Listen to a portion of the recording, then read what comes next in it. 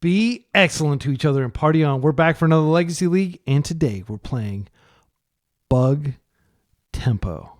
That's right, this is blue-black tempo, but we've splashed green for Witherbloom Command because Witherbloom Command is so powerful right now. It deals with Chalice. It deals with Flip Tamiyo. It deals with Bowmaster. It recurs lands. It mills you, which is great, so you can get additional goodies in your graveyard for Nethergoyf and Murktide, and it also has the ability to drain your opponents if you get low and you just need a way to end the game. You can even regrow this with a Flip Tamiyo, and it produces mana because this is a green card. Pretty cool text on the back of Tamiyo that a lot of people don't even know is there. But if you return a green spell, you get to add 1 mana of any color. Pretty handy. We've got the main deck, graveyard interaction. We've got all the threats here. 2 Bowmasters, main, 2 in the side. I think this is fine because we have 2 additional ways to deal with a Bowmaster in these Witherbloom commands. Let's talk about the mana base. So the mana base is as simple as you get. 4 Wastelands, 2 Trops, 4 Underground Seas. The reasoning is that you're almost always going to want to start with black, and they might waste it, and you want to get more black, and you don't want to get wasted off black because black is a very important color, and green, you just get it whenever you draw Witherbloom Command, or if you have like a whole lot of black and you just want to grab it for some reason. We do have a single green card in the sideboard as well, Pernicious Deed. This is really good against decks like Painter, decks that play a lot of Urza Saga or artifact lands. This is really good against Death and Taxes. Anything that's playing a lot of cheap permanents that you want to be able to blow up. Notably, this does not destroy Planeswalkers, so our Kaito, who's also in the sideboard, will be safe, and so will Flip Tamiyo. Let's talk about the rest of the sideboard. We have 4 Consign of Memory for Eldrazi. We have 3 Hydroblasts for Moon Stompy and Painter. We have a Force Negation that should always be there. Unfortunately, it has to be there. We have 2 Orcish Bowmaster for control matchups. We have 1 Dismember. This is good against Blue-Black Reanimator, and it's also really good against Magus of the Moon, so Moon Stompy type lists. We have 1 Grafdigger's Cage as an additional graveyard hate piece, and we have a single island, and this can come in as our 19th land if we're up against Delver or if we're up against Moon Stompy, because we can deal with Blood Moon pretty easily. We have 3 Hydroblasts, we have 2 Brazen Borrower main deck, but we do need to be able to have a basic island in play so that we can do that. So I'm hoping that we do go up against Moon Stompy. Like, we've had an incredible record against Moon Stompy recently with our tempo lists. And I'm also hoping to completely shred combo decks because we're playing the full 4 Thoughtseize here, in addition to the 4 Days and 4 Wasteland. I'll see you in round 1. Round 1, we're up against a likely blue-black tempo player. I wish him luck. I think we just opened Nethergoyf. We have a pretty variegated hand in the sense that we have lots of different card types. So this is great for Nethergoyf. We have a second land in case they waste us. Drop the Goyf. We don't have any interaction, so we just have to hope that they are on a fair deck. If they're on a fair deck, I feel like this hand is pretty solid. Okay, they're going to waste us. That is fine. I'm just going to Tarn, and then I'll Ponder. Try to find another land. If they have a follow-up waste, at least we're on board. Just going to go grab another Underground Sea. Run it back. This is one of those situations where having the basic island would be nice. Just get any order shuffle. I'm going to wait for a minute because I don't want them to think, oh, they're shuffling because they didn't find a land. Because like it's very easy to identify that there's no land there. And I don't want them to think, oh, he just didn't find a land. That's why he shuffled. These cards are fine, but they're not what we're looking for. We're looking for land. Let's attack. If they waste me again, we're pretty in the dumps. We only have 18 land. This is a land light build. We're definitely going to bring in the island since it's a Wasteland matchup. They do have the Wasteland. All right. Well, if we find a land, we're in a really good position because they've just basically given us a couple extra hits off Nethergoyf. I'm going to play it. I'm just going to swing in, and I think I wait a turn cycle, and then we can brainstorm, emergency brainstorm if they waste again. I could have played out the Tamiyo there. Wow. All right. I'm going to go ahead and brainstorm here just to see if we can find another land. We do not. We are in deep, deep poop.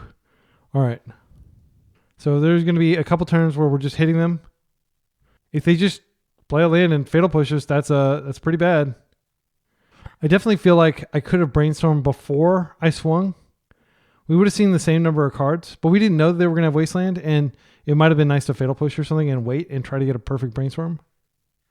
You can't really plan around your opponent having 3 back-to-back Wastelands. Don't think, oh, be excellent. Like his strategy of not playing a basic land main deck, he got punished. No, we didn't really get punished. This is like an outlier draw. The odds of having 3 copies of a card in your top 10 cards, pretty low. It's maybe like 5% or something. Not only that, but our opponent had to be willing to just, keep doing what they were doing. So here they're going to cantrip and we're going to get them again, but we are not getting anywhere. So if they can stabilize, we're in danger. However, the moment we find a land, we are going to be able to brainstorm into another potential land. So we've got one, we've drawn through our bad cards and now we're drawing wild. They're at 9. I would be stunned if they don't have a land with like something to disrupt this though. So we're definitely going to need to find another threat soon. There's a brainstorm. They're going to get a perfect brainstorm here. If they can find a fatal push, we're in the dumpster. It's worth noting that if they just play their own Nethergoyf, then we don't have good attacks anymore. They do. All right, deck. We're going to be discarding. I'm going to discard a creature so that it grows our Nethergoyf. Yeah, I think that's good. We'll discard an Orcish Bowmaster since that's the farthest from being castable. And then we'll have the bigger Nethergoyf. And then when we eventually draw land, we will be able to drop another one. They could have Murktide here. They need another blue source to do that. They're pondering. Underground Sea. Another Nethergoyf. So now we don't have good attacks anymore. I think I'm just going to discard with a... If I discard Witherbloom, that gives them a lot of information about my deck. I don't think Daze is going to be good in this matchup, frankly. I'm going to discard Daze. They're brainstorming instep. I'm not sure why they're doing this in my instep. Yeah, I mean, they're low enough in life that if we somehow rip 2 consecutive lands and are able to Witherbloom, that's really good. This is really bad for us. We are pretty dead. All right. So they have an artifact type in their graveyard now. They have Murktide mana available. They're coming in for 8. I mean, definitely a reason to play Wasteland. Just you can randomly screw your opponent out of the game. They could have Bowmaster here and ping this in, and then all help is gone. Murktide region, I don't think I can deal with this. I think I'm just going to concede. Yeah, because we would need a lot of things to come together to be able to dig out of this. Okay, so thinking of this matchup, we probably do want to bring in the island just as another land so we don't have a repeat of what just happened.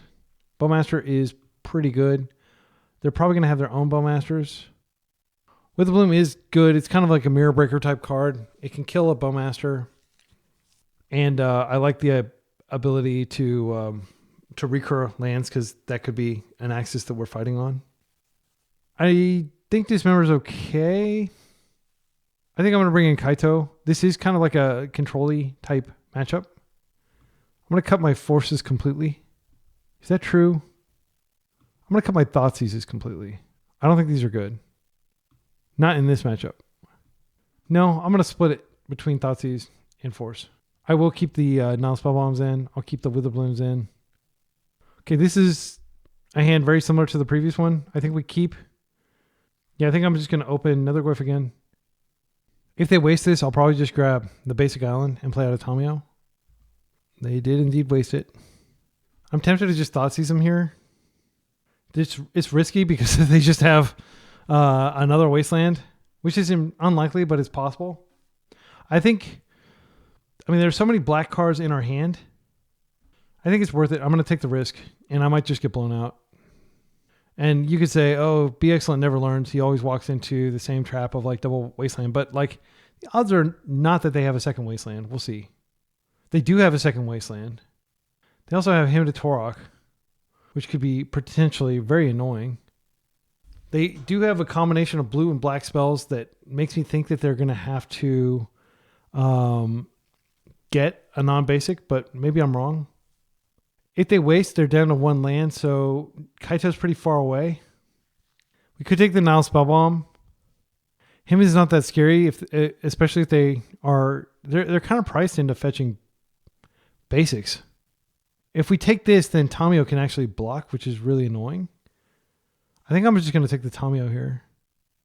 Yeah, and like this game is definitely, they're definitely favored by virtue of, drawing their wastelands and us walking into those wastelands. They're just going to waste. They're going to do the same thing they did last time. If we draw a land, we're okay, but odds are not great that we draw a land. If we draw a land, we're definitely fetching a island this time. I'm going to act like I don't have I don't have a land, because what I want them to do is I want them to get greedy and fetch a duel. So then I can punish them and they'll be in the dumps with me. They may just fetch an island here. Yeah, they're very disciplined. Now the ponder comes, and then maybe they use that to find another land. They chose not to shuffle, so they probably did find another land. I think I am going to play at the Wasteland because the upside of me finding another land and being able to Bowmasters is high. They need 2 consecutive black sources in order to be able to him us. Spellbomb. Land. Okay, so this is probably almost certainly going to get swamp. Come on, give us a land. Spellbomb on my own. I'm going to cast it out. I'm just going to swing and see if they wipe my graveyard. Okay, now they can go fetch a duel if they want, and they can have a window to use it. They don't. They're going to draw a card here and wipe my graveyard. It's fine. So I think in this situation, we wipe their graveyard and we do a damage to them. And we do a damage every other turn. I don't really care about drawing a card. We're not ready to draw a card anyway. So at least I'm doing a damage here. They do use their graveyard as a resource. So their hand is currently Kaito, him, and a bunch of unknowns. Okay, and all their lands are non-basics now. So we will get to waste something here. They can't play, they can him me. This is okay. This does buff our Nethergoyf. Okay. So Nethergoyf is going to hit him for 4 here, and we are going to waste this. We definitely don't want Kaito to arrive. That's fine.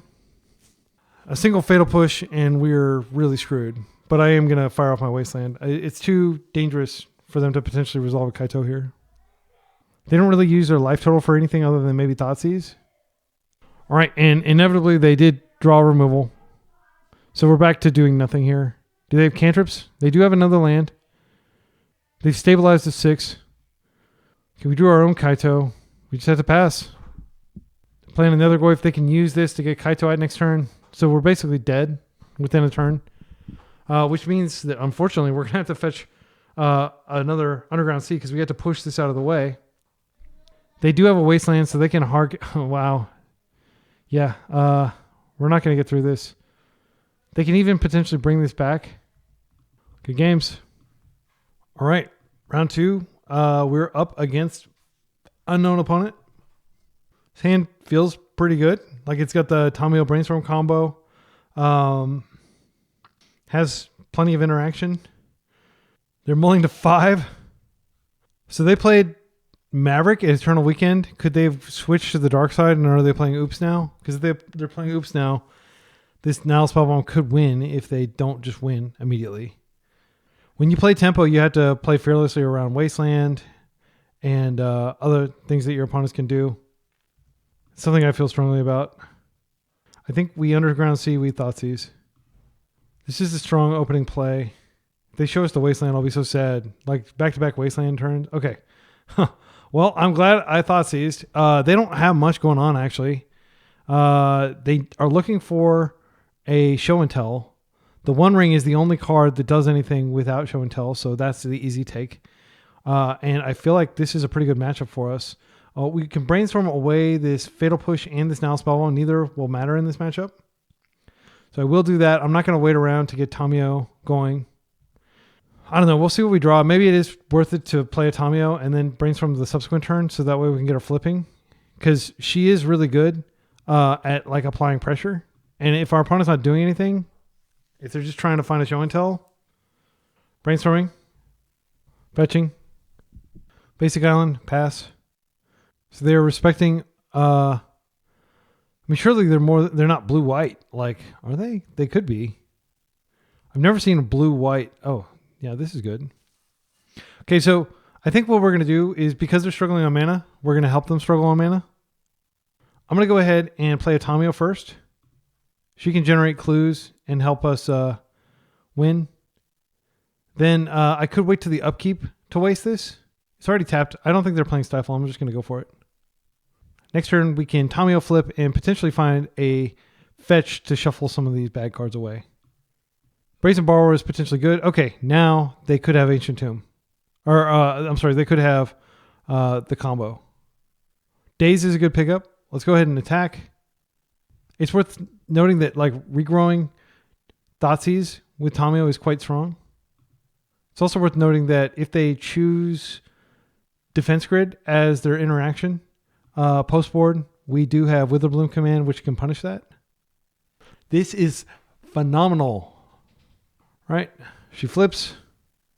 Play a land. I don't know that they're going to have any sort of daze effect. I'm tempted to just play out this Netherglyph, which will already be pretty big upon arrival.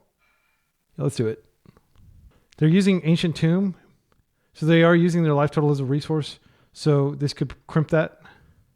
So I will pitch Borrower, even though it is good in this matchup against certain things. I will pitch it to force if necessary. It's fine. Borrower cannot interact meaningfully with Emrakul because it's protection from instants. So we really just cannot allow Show and Tell to resolve. All right, since I've got this on the board attacking them, I am going to regrow Thoughtseize. Wasteland is pretty solid.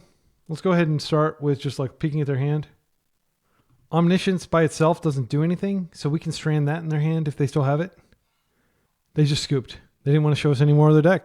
So this is what this deck does. It destroys combo decks, and obviously it's a 50-50 when you're in a tempo mirror. Our opponent is a dedicated tempo player, so it could be that there was a skill delta there, but I know we've moved on from that, but it's still like it really stings those 5 Wasteland effects we suffered. Okay, so Force comes in. We didn't see any red at all, so Hydroblast doesn't come in yet. Consign is good against Ring. We have plenty of stuff that's coming out, so we do have room to bring in Consigns here. I'm going to take out these. I'm going to take out... so I took out the Nile Spell Bombs. For everybody who's listening, who's not watching, I'll say exactly what I'm doing here. I took out the 4 Fatal Pushes. We have one more spot that's available. I don't think we need the land. I don't have any indication that they're a Blood Moon deck. Some Sneaky Show decks do, but it looks like they're doing like an Omnitell thing, which I think is weaker, for the record, than Show and Tell. We could definitely get more. So Bowmasters is, okay. It's not spectacular in the matchup. You would think it would actually be better than it actually is, because a lot of times it's just like a Netherglyph is 1 mana. Bowmasters is 2. Netherglyph potentially hits a lot harder. You can't play around being hit for 3 or 4 or 5 every turn. But Bowmasters, you can keep it small. I guess I'll bring in Kaito. He's blue. He can pair with Tamiyo to potentially shut our opponent down. Kaito is one of the few things that can interact with an Emrakul if for some reason they don't have the trigger. You can't keep hands like this. We're putting this back. I never keep a hand without a colored source, specifically a blue source. This is a keep. We put back the redundant land. Got double force up. Sanctuary open. I am going to Netherglyph. We still have double force up. I want to get the clock going. They use Ancient Tomb. I love Netherglyph. Like, this card is just it's quickly becoming maybe my favorite card. It's just so easy to deploy, and it gets big really quickly if you design your deck around it. This is fine. So we're in the market for a Wasteland for sure. Wasting them off blue would be good. Wasting off the Tomb is less impactful, but it's still fine. Ponder is great. I am going to Ponder to get a type in the yard. I want to find a Wasteland. I didn't find a Wasteland. I found these cards are fine though. We don't need the Bowmaster. I don't want to tap out. I do want these other cards. I guess I'll take the Force now. Doesn't really matter. Play this out And we'll just attack for 2 and pass. We can sign up in case they one ring. And then we've got double force. There are no Surveil lands in this deck. Otherwise, I'd probably crack a Surveil just to increase the clock. Okay, one ring. I'm just going to consign this. I don't expect them to interact with their mana. I'm just going to go and get the Trop just in case we do draw Witherbloom. Daze is very painful if they have to daze this. They are forcing here. I will let it resolve. Now I will force again. I am going to pitch... I'm going to pitch Brainstorm here. Because I'm drawing a Ponder. No, wait. I'm not drawing a Ponder. I just want to maximize the opportunity to force several times while we're beating them down. They're already at 13. Blue card. Yes. If we force... They have Flusterstorm. We can still get it through. They have tons of mana. All right, no play. We're going to get another swing. Another blue card, please. Perfect. I'm just going to hold it. I'm not going to risk. Because we've got our win con on the table. That's what I love about Netherglyph. It's just so compact. Just like 1 mana. And I'm going to win the game on this. White. Preordain's fine. Anything that involves them using mana, I'm on board with. Teferi might be the reason that they have white in their deck. I'll happily force a Teferi here. If I draw another blue card, I will Ponder. I'm going to Thoughtseize first. See if we can get some motion. Brainstorm's fine. They can hide stuff. I don't care. I am going to get a card out of their hand. This does mean that Flusterstorm's online, though. I'm not sure what they would Cunning Wish for. They could double Show and Tell. They're going to be dead. They can't produce that much mana. Cunning Wish might be able to get something that I don't know about. I'm going to take the Cunning Wish. Okay, they're at 4. They're dead on board. They can only tap one of their tombs. I've got double force up. They have to draw... What they have to draw is something to put in with. So if I just force this, their hand is too... yeah, this works. We'll just pitch the borrower here. Good game. All right, these have been going really fast. Yeah, let's hope to get paired against some more combo decks. See you in round 3. We're 1-1. Round 3, unknown opponent on the play. His hand is great. I like the Thoughtseize. This is, again, the conundrum of like, okay, do you ponder and hope to find another land, or do you go ahead and Thoughtseize? If they're a combo deck, I'm going to be glad I Thoughtseize. We'll see whether they mulligan. If they don't mulligan, I may just ponder. Then if I can find a second blue source. Okay, they just kept. So I think I am going to go ahead and go get an Underground Sea and just ponder. And if I find a second one, then I have Tamiyo plus protection next turn. They kept pretty quickly.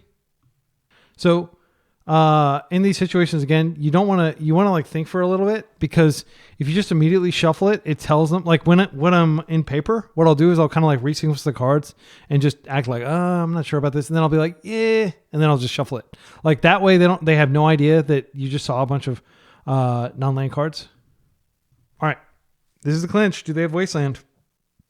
They open Wasteland. I mean, a lot of people might just snap off a Waste when they see someone shuffle a ponder. I'm not one of those people. Okay, Badlands. What deck plays Badlands? Okay, we're doing all right here. I think I do want to go ahead and open Thoughtseize and just see what they have going on, because I might want to waste here. They're not going to be able to daze this. This could be Reanimator. That's the only deck I can think of that plays Badlands.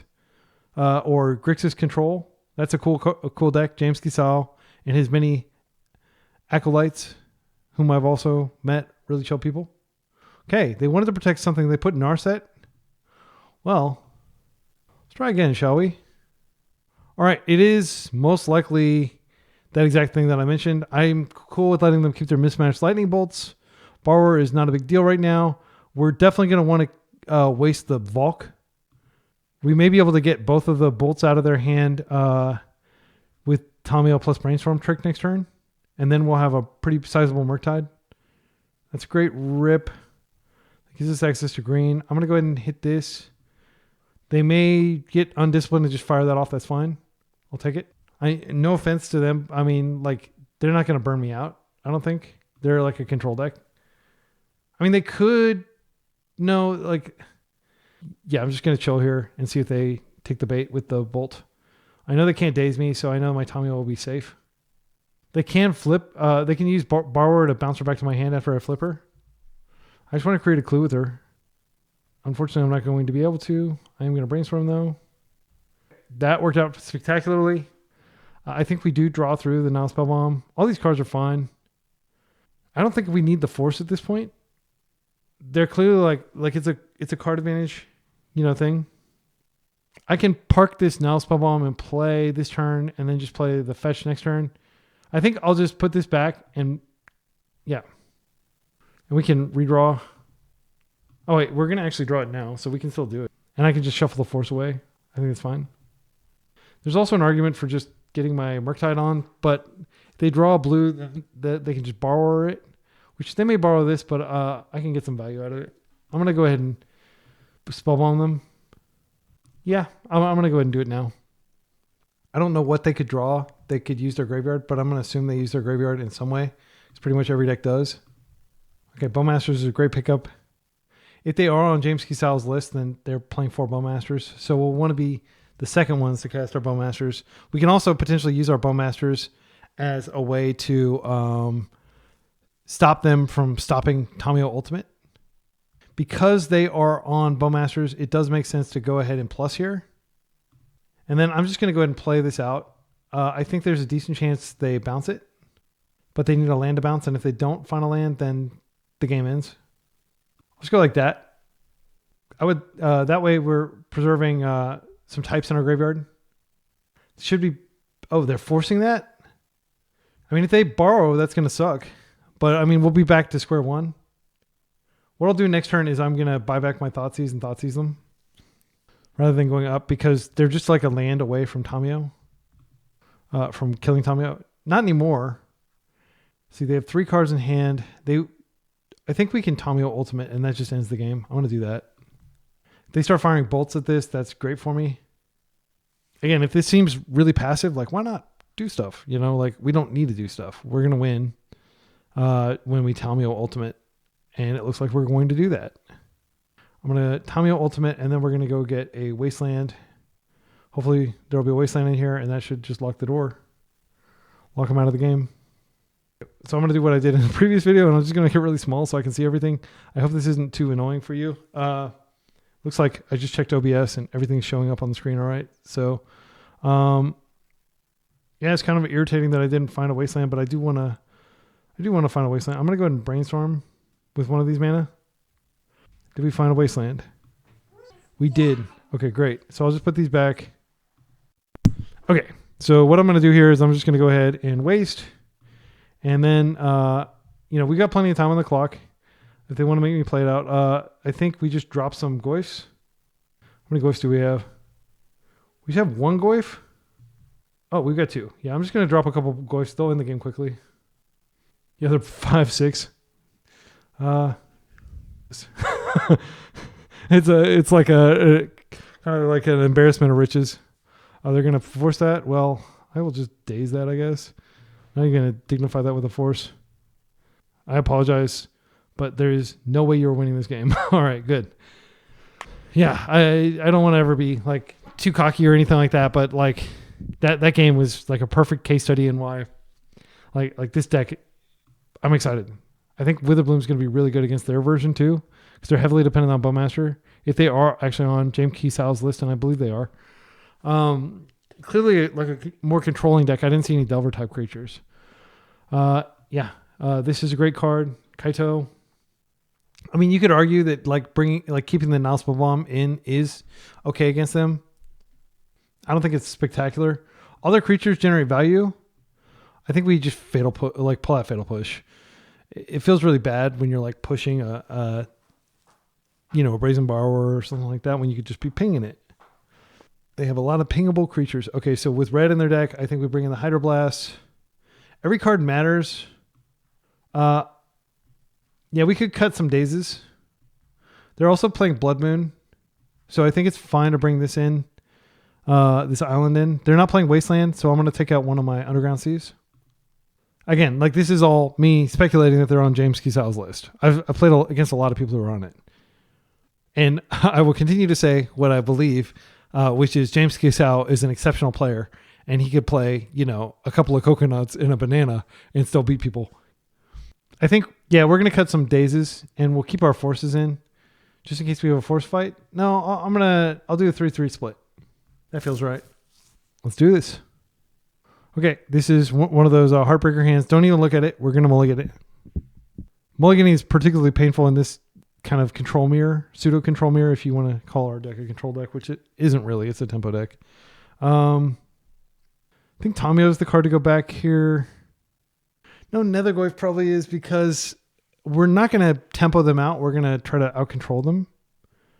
Nethergoyf, let's see, we can't get Nethergoyf big enough to survive a lightning bolt quickly enough. I think Nethergoyf goes. Nethergoyf was MVP last game, and he's been insane this entire league so far.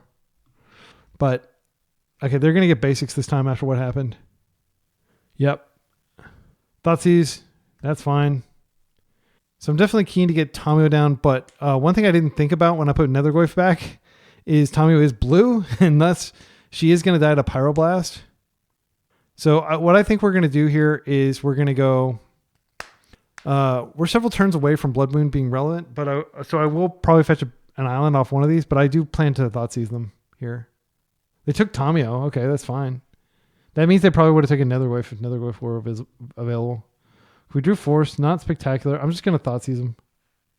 All our lands get all our fetches get all our lands, so we don't need to worry about sequencing in that regard. I like doing little things like that reduce the cognitive load, because there's a lot of overhead with like trying to decide what to fetch and what sequence and stuff. We just don't need to worry about it. So their hand is pretty terrible, frankly. We take the Brainstorm, and they don't even have blue. I'm not going to take the... Cling to Dust is a pretty mediocre card against us. Now that I see the Nile Spellbomb, I am kind of glad that we didn't keep the Nethergoyf. Yeah, they're on the exact list. Waterlogged Teachings and all. I think this card is terrible. I genuinely do. I have tons of respect for James, but again, I just can't. A 4-mana spell, it's like a 4-mana Demonic Tutor type effect. It's similar to Demonic Tutor, but it's limited. But you can play it as a land. It enters tapped, and it's not even of the land types that you can use for like days and stuff. Okay, they ripped that as their land, so they're going to have tons of mana this game. So, Clinging to Dust might actually be a relevant engine. They're going to start using it. That's fine.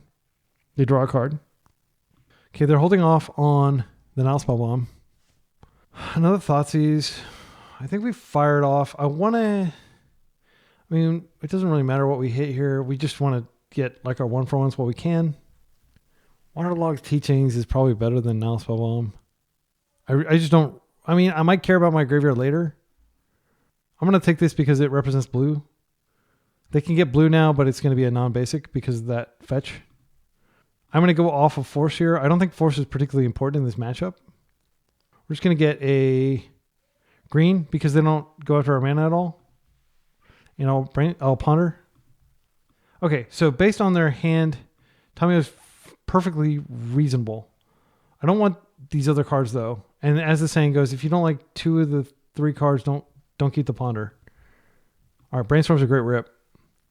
So we're just going to chill for a turn. Again, I'm aware that Bowmaster crimps their style, but I want to make sure that we cast the second Bowmaster. They're going to get a Surveil land, probably like a blue. Yeah. So they have a land drop here. I will have to force a Blood Moon. Spellbomb's fine. They can cycle through this. I'll refill my graveyard.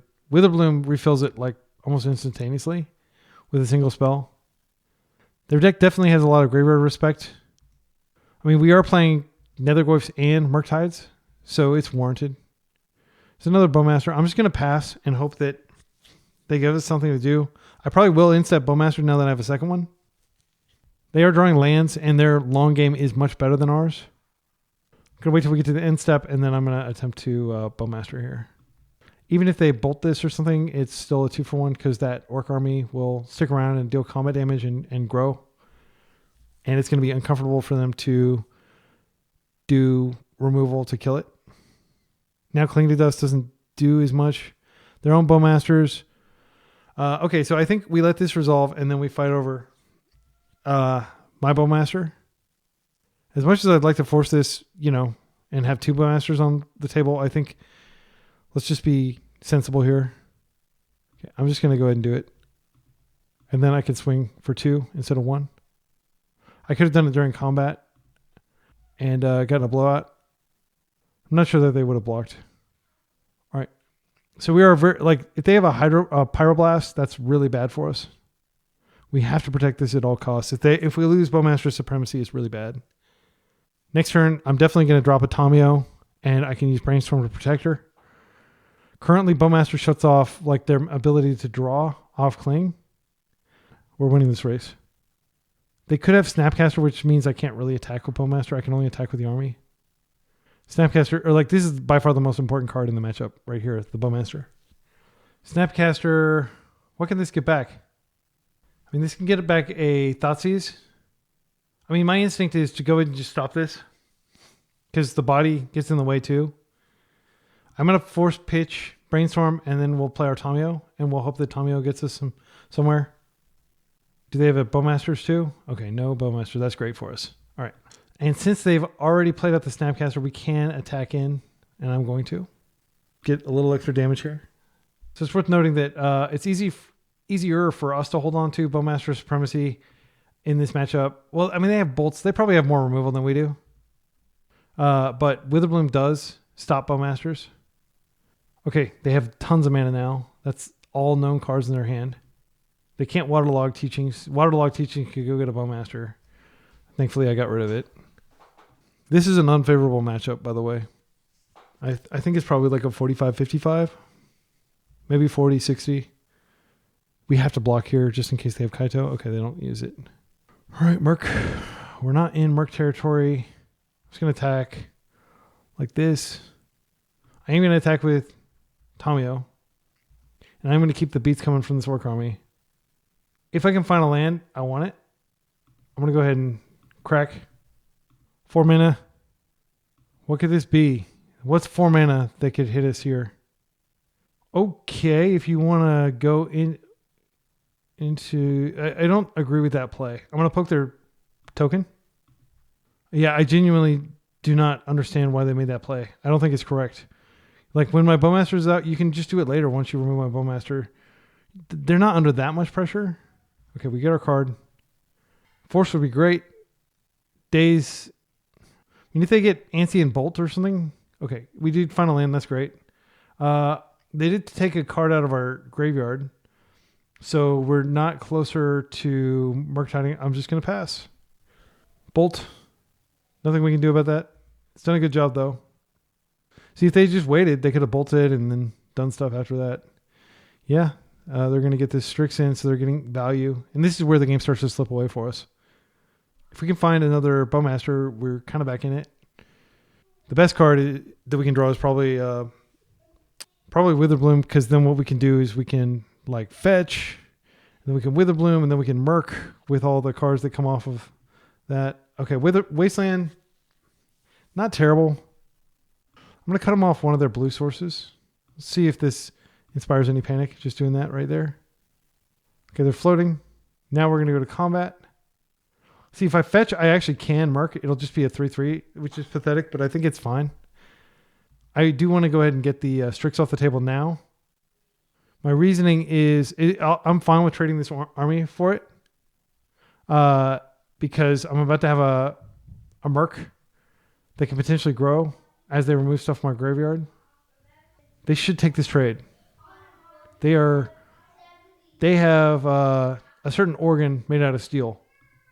In my humble opinion, they are incredibly brave to not just take that trade. I'm going to get my island here just in case they do have the late Blood Moon. Let's Merc. They are rewarded for their patience in the sense that, now there's a Murktide that would have been, there. But they may have Kaito. If they swing, I'm going to freaking block. I'm not going to let them Kaito me. I'll happily throw this Murktide in front of this Strix to prevent Kaito from hitting the table.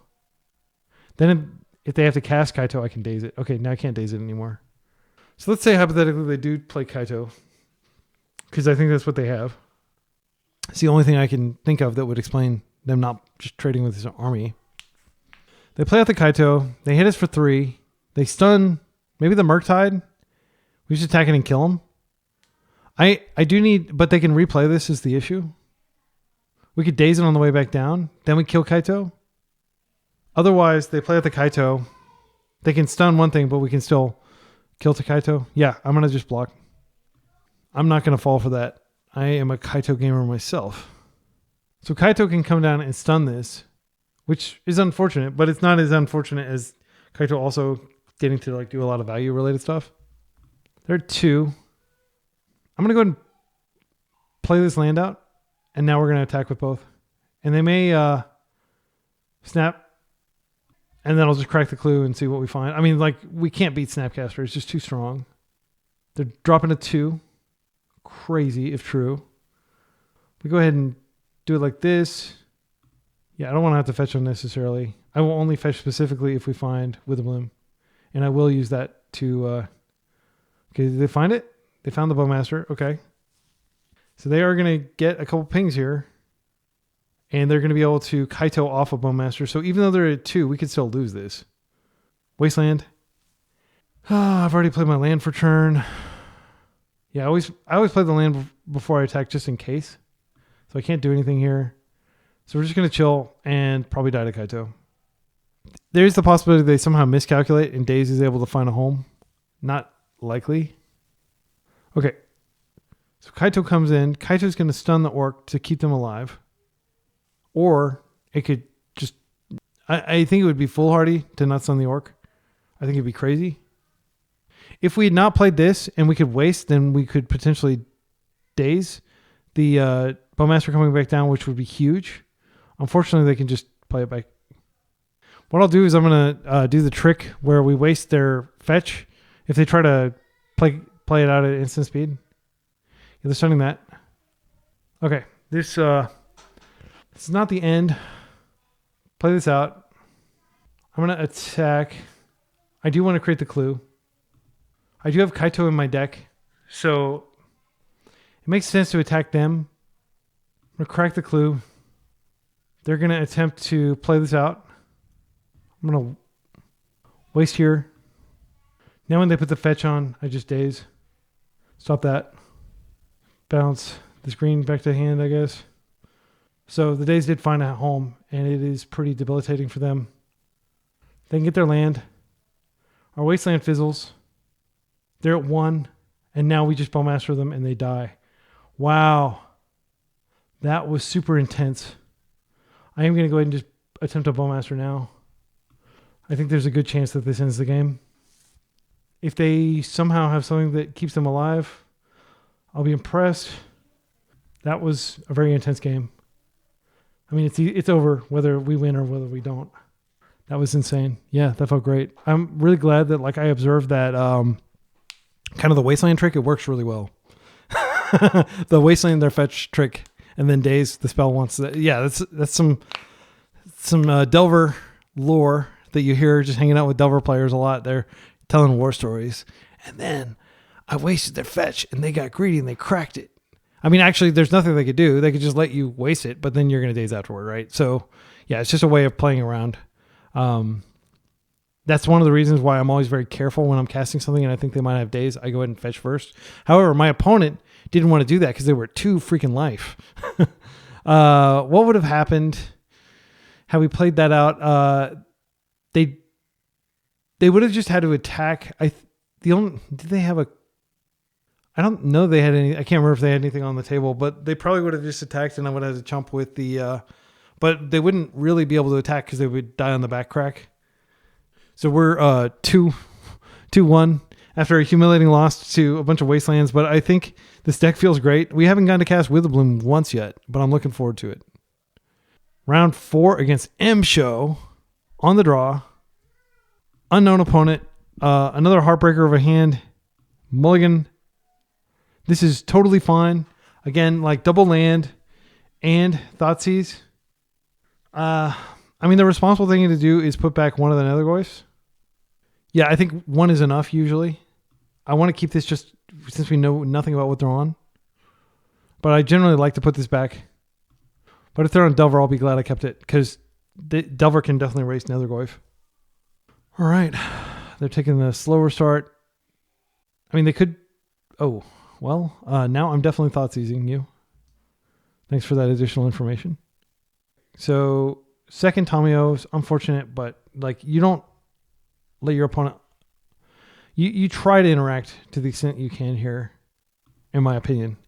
If they're a Lotus Petal deck, that is precisely the kind of thing you want to be thought seizing. If they daze here or like Spell Pierce or something like that, at least we got some interaction. Okay, they're on Doomsday. They have Carnival in hand, a Cavern in hand. We take Brainstorm. They're just chilling for a little while. Consider sucks. It's a terrible card. It's only good as a one-of in their deck. Yeah, I'm going to take the Brainstorm, and then I'm going to just start Nethergoyfing next turn and Tamiyoing. And we will bait with the Tamiyo because that's the one we don't mind them countering. But Consider is a good card. Obviously, Doomsday plays it for a reason. It's just that it's like when it's not in your Doomsday pile and you're not like milling away a card and getting closer to resolving. So they went for a Surveil here. So that is a wasteful land. When you're not, to finish my thought, when you're not casting Consider. Okay, there's the Consider. My understanding is people do actually play this in Modern because the poor impoverished Modern players don't have access to Brainstorm and Ponder's Band or something like that. They play Preordain. Okay. This is not a great draw, but it does turn on Nethergoyf's aggression a little bit, and it does cantrip us. I'm going to go ahead and start with this Tamiyo and see what they do. Okay, that's great. And now I'm just going to also go ahead and play the Nethergoyf out.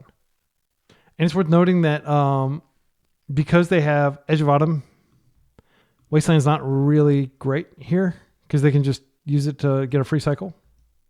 Devin Townsend recycle song. Whenever I say free cycle, it's like recycle.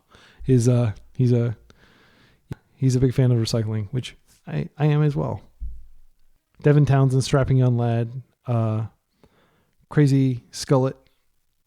All right, Underground Sea. So they found some more mana. I mean, they're spinning their wheels over there, getting the cards they need to get. I think I'm just going to nuke their yard now. If I draw on land, it'll make it easy. Okay, now I can't nuke their yard. Well, I'll nuke their yard now. That at least gets Consider out of consideration. And does a little bit extra damage. And every damage you do is good. And who knows, maybe we'll draw into like a Force or something, or a Brainstorm. All right. Daze, great pickup. Our truck is hitting for 3. I like to refer to Nethergoyf as my truck because I'm from Texas. I don't actually drive a truck. I drive a minivan. And I don't think you should drive trucks unless you're actually working in construction because it does emit a lot of unnecessary carbon. I guess if you use it around the house, I'm not going to judge too much, but it does take a lot of fuel to power those. But Nethergoyf is a truck. He don't care about carbon emissions. He just wants to crush stuff. Look at him breaking those chains. I love this art. You can see the spittle like flying off of his mouth. You do not want to end up in that mouth. Doomsday. It is upon us. Our opponent does have Edge of Autumn to crack into the pile. I think we hold the days for surprise. I'm not gonna burn days. I never burn days. Never burn a days unnecessarily. If our opponent tries to go for it now, we've got Fatal Push. We can daze their... if they try to do an incomplete pile, we do have Fatal Push. They're going to drop to 8. So there's still technically 3 swings for death. So I don't think Nethergoyf is going to get us there. I also don't think flipping Tamiyo is consequential. I mean, it might be consequential in that if they build like a super slow pile, we can regrow the Thoughtseize and rip something out of their hand. But their hand doesn't really matter once they build the pile because they just demonic tutored for 5 cards. I am slipping. I haven't been wishing my opponents good luck. I just been like so in the zone. Thinking about my Devin Townsend and thinking about trucks and carbon emissions. Other random... what is the word for like detritus? For like garbage floating around in your mind? Detritus. Thank you, AI overview. I'm going to go to vocabulary.com because they actually are a website that cares about like creating these websites and they're not just consuming it. Okay, so I think it's pronounced detritus. Detritus. Detritus. Yes. This is the word of the day. This is the first time I've ever said this word. Loose material, stone fragments, silt that is worn away from rocks. The remains of something that has been destroyed or broken up. So if you're one of those word of the day type folks that likes to expand their vocabulary, hope that's helpful. And I hope you're not like, yeah, I learned that in 3rd grade. Okay, so our opponent has finally built their pile. We can take a look. Let's do the Buffalo Chicken Dip FOP. There is a Buffalo Chicken Dip in Houston, even though it's very close to my home. I will not be going because I have like several play dates for my kids lined up those days. I would love to go and eat the chicken dip. Okay, so we know that they have a force in their hand, so there's no mystery there. They have an Oracle, so they're probably a 2 Oracle pile. Okay, so BCD FOP. That's my acronym. So Brainstorm, 1, 2, 3, 4. Sea Cyclers, Street Wraith. Okay, I didn't see either of the other ones. I think they built a fast pile. Okay, and D is Daze, 1, 2. So they could have a Daze in their hand. Usually these decks play 3 Dazes. Okay, and then F. FOP, by the way, is not like some sort of weird, like, it just means somebody who's overdressed for the occasion. 1. We already checked force. Oracle, we saw the Oracle here, and then P is for petal. And I only saw 1 petal here. Yeah, Lotus Petal. Okay, 2 petals. So I think 2 is all they play. Wait a second, didn't they play a petal earlier? So they took it out of their graveyard. Okay. So they're edge vitaming here. That's fine. Lion's Eye Diamond. That's fine. They are going fast. Deep Analysis. I'm going to daze this. This way they can't win immediately. They could force this if they have a blue card in hand. That does put them dead on board if they don't win this turn. But I suspect they are going to win this turn. They draw 2 cards. And then they discard 2 cards. Or just draw 2 cards. Oh, they can't interact with it. So they just paid for it? Okay. So I think we're going to win now. Not necessarily. Let's not get excited. Okay, there's the petal. So they still have the ability to win. But they didn't clear their pile, so I can just push. Okay. Please go for it.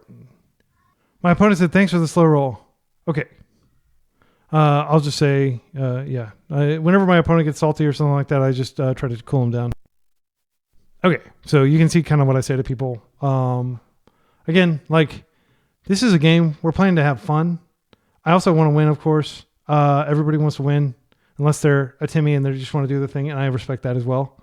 If you want to watch me just do the thing and win at the same time, check out the video that I did with Jorge Chica with Curie Knot. That was the best league I ever did. It was a blast. Okay, Witherbloom Command can actually target their pile, which is really disruptive. Like, you can potentially mill stuff off their pile, so that is a card that's going to stay in. Bowmasters is actually better than Murktide in terms of like Murktide is pretty bad. My opponent said, fine. Fine, Dad. Okay, so Force of Negation could come in. Consign comes in. Consign's pretty decent if they do One Ring. We didn't see One Ring in their pile, but sometimes they bring it in. I mean, they're like turbo. All these Doomsday lists are turbo now because there's not really like a reliable frog type card.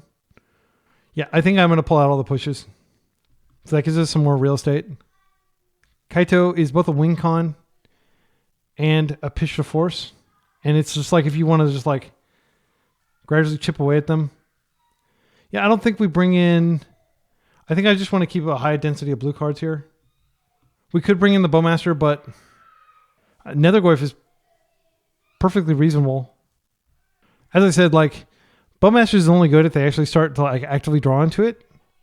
Nethergoyf actually does damage, just like it just gets more powerful as the game goes on by itself. That's what I've been liking about Nethergoyf. Because I mean, it was like a 4/5 there at the end. This is a force hand. It's got a Nethergoyf. It's got a Ponder to grow Nethergoyf for the subsequent turn. I like it. I'm gonna put back Merc. It's probably the latest game card in the hand. I like Kaito. You know, Kaito could come in. It's questionable whether we bring this in, but it is a blue card. I think we brought every blue card in, except for the hydroblasts. Okay, they've got a fast hand. I always let this resolve. LED is not a card they want to draw. It's a card they want to put in their pile. Dark Rit, they're going for it. So they're not cracking LED for Doomsday. I'm going to force this, and they can just win if they have force. If they don't have force and they're just testing me. I mean, I did mole, so they should expect force. A daze shuts this down. Brainstorm in 2 days, maybe? Or they're just floating. Okay, Brainstorm. Just getting cards out of their hand is great because this gives me a very small chance of pondering into a force for subsequent turns. Daze just does it. Daze just stops this. My opponent says they're experiencing some lag. I've experienced some, not in this game. Okay. They're not trying to slow roll the days. They're all right. So I think they can still win next turn if I understand how Doomsday works. Because what they can do is they can play a land, they can put Brainstorm on stack, crack the Lion's Eye Diamond. Then they draw the cards, and then they can like cycle their way to a victory with like 2 petals. Actually, they'll have 3 blue floating from the LED. So yeah, they just had like one of those turn 1 protected hands, and it's okay. Doomsday has those occasionally. I don't get salty or tilted when that happens. I think Doomsday is a fine deck to exist in the format, even when you're losing to it, even though you had a force. The practical reality is this almost never happens. I play against Doomsday several times a week, and it's extremely rare that somebody can kind of like pseudo turn 1. I don't think this will be an actual turn 1. Okay, let's go ahead and figure out what's in their deck. So BCD, FOP, Brainstorm, 1, 2, 3. There's usually 1 in the pile. Oh, 4. Okay, I don't see a Brainstorm. Okay. They're passing, by the way. Okay. I already see all 4 forces, so we'll skip that. Cyclers. Oh, Shieldred was their sideboard plan. That's cool. Baragoyf. Double Shieldred. These are all died up. Fatal Push, so I do think we probably bring in a couple Fatal Pushes. Okay. And then, Cabal Ritual. So they are really turbo here. Okay, so Cyclers, I see this. Are there any Street Race? Okay, I think they took out their Cyclers here. I don't see that card that they cast last time, like whatever it's called, the flashback card. I think there's a decent chance that's in their pile. Considers here. Okay, so Days 1.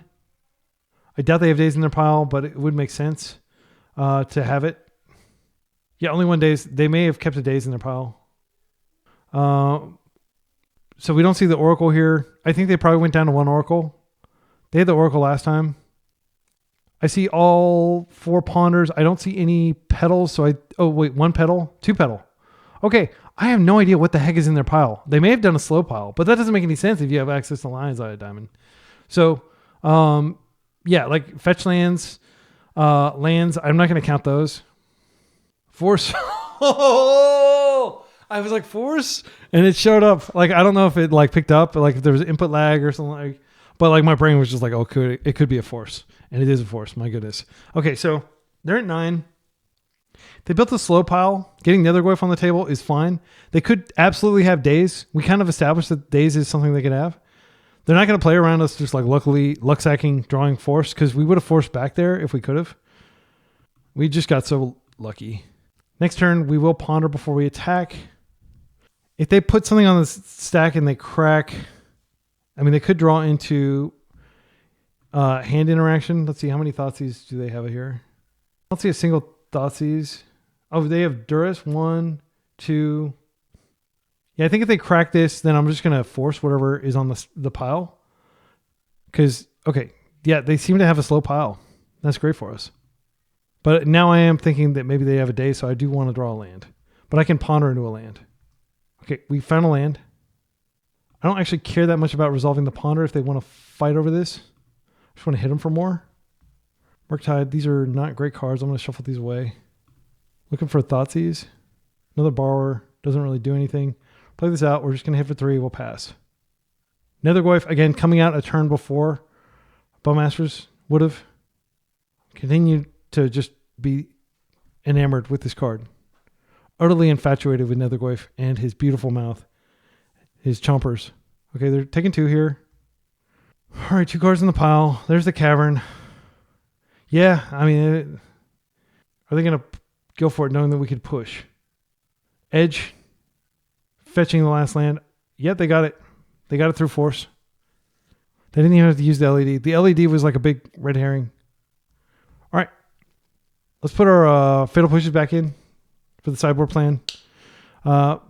Daze could come out. It's less effectual. There's no way the Daze comes out. I think Consignee comes out. I didn't see any artifacts in there. Stopping the final trigger is not worth it, in my opinion. Dismember is more reliable at killing those big creatures that they have than fatal pushes. We could keep 1 consign. Yeah, I'm going to do it like this. 1 consign in. Is that true?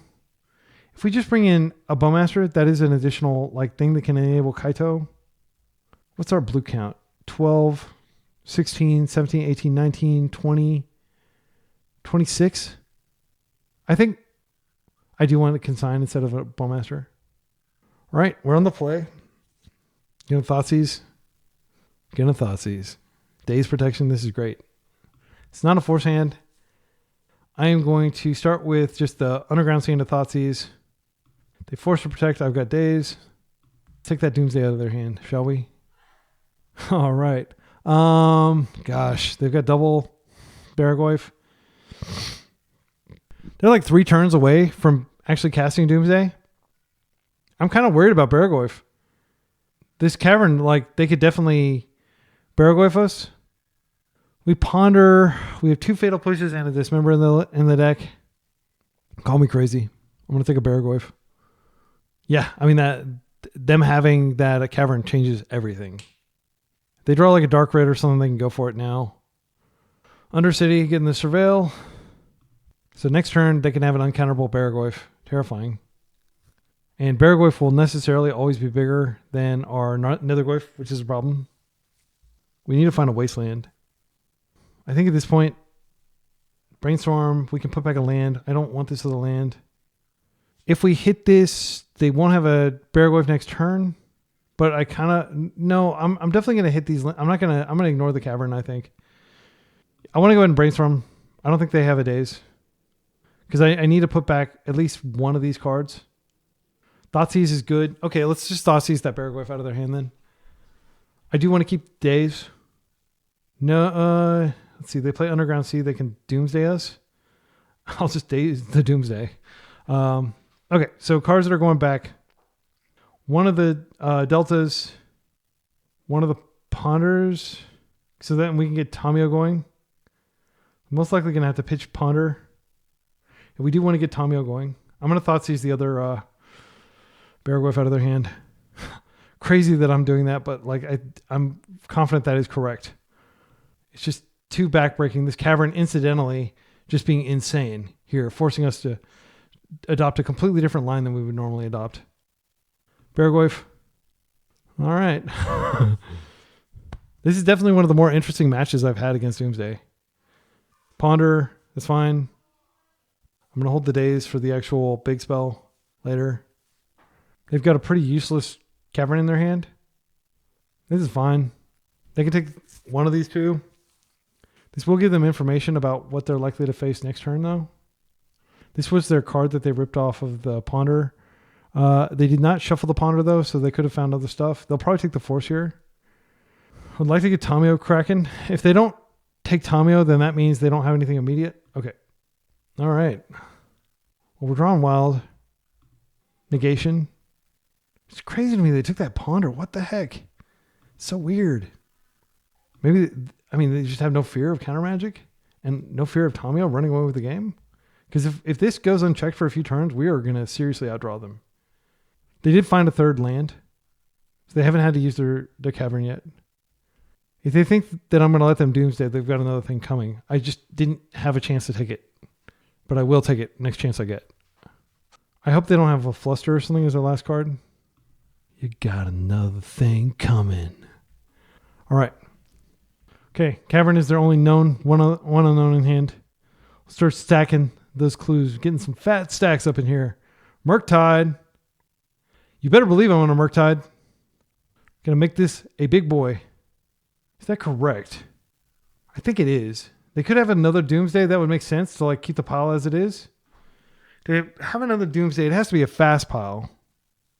Murktide really does eliminate a lot of their options. I don't think they have a Daze. I'm going to go for it. They know the last card in my hand is Daze. So they can potentially play around this. And why I was not sure if it was correct is I could have just clued and then like potentially found another Force or something. Cavern. Phyrexian. Are they going to play the lady? I can race that. She doesn't have lifelink. I think we race this. So we lose life. They draw cards. Doesn't have lifelink. Force. Okay, yeah. So Force can see they're gonna gain some life here. I think we can swing 3 times before they swing 4, and we can also chump one. I'm not gonna. I am gonna go ahead and create the clue here. So cracking the clue is verboten because we don't want to lose life.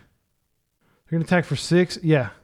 They're going to gain 2 life here unless they have a brainstorm. If they have a brainstorm or something like that, I will force it. They go to 12. They come in for a hug. I'm so glad I played that Murktide. I would be like totally on my back foot. Well, actually, no, I would have cracked. It wouldn't have mattered because this would have been uncounterable. All right. Yep, we lose life. I'm going to hang back here. I think this is the turn. Yeah, because if they connect, yeah. Unless they have some sort of thing where they can draw multiple cards in one turn, they're dead here. Because they'll gain 2, but then I can just chump, and then I lose 2 when I draw. So I think I played this correctly and disciplined in terms of creating the clue just in case we need it. But now it's time for Tamiyo to be fed to the huge cockroach monster. Whatever the heck this thing is terrifying looking. This doesn't save them. Puts them at 8. Yeah, I don't think it matters. I'm trying to think. They could find something, but I'm going to force whatever they find. They have 1 card in hand. I don't know what it is. That's fine. They're still dead on board. They shuffled. Okay.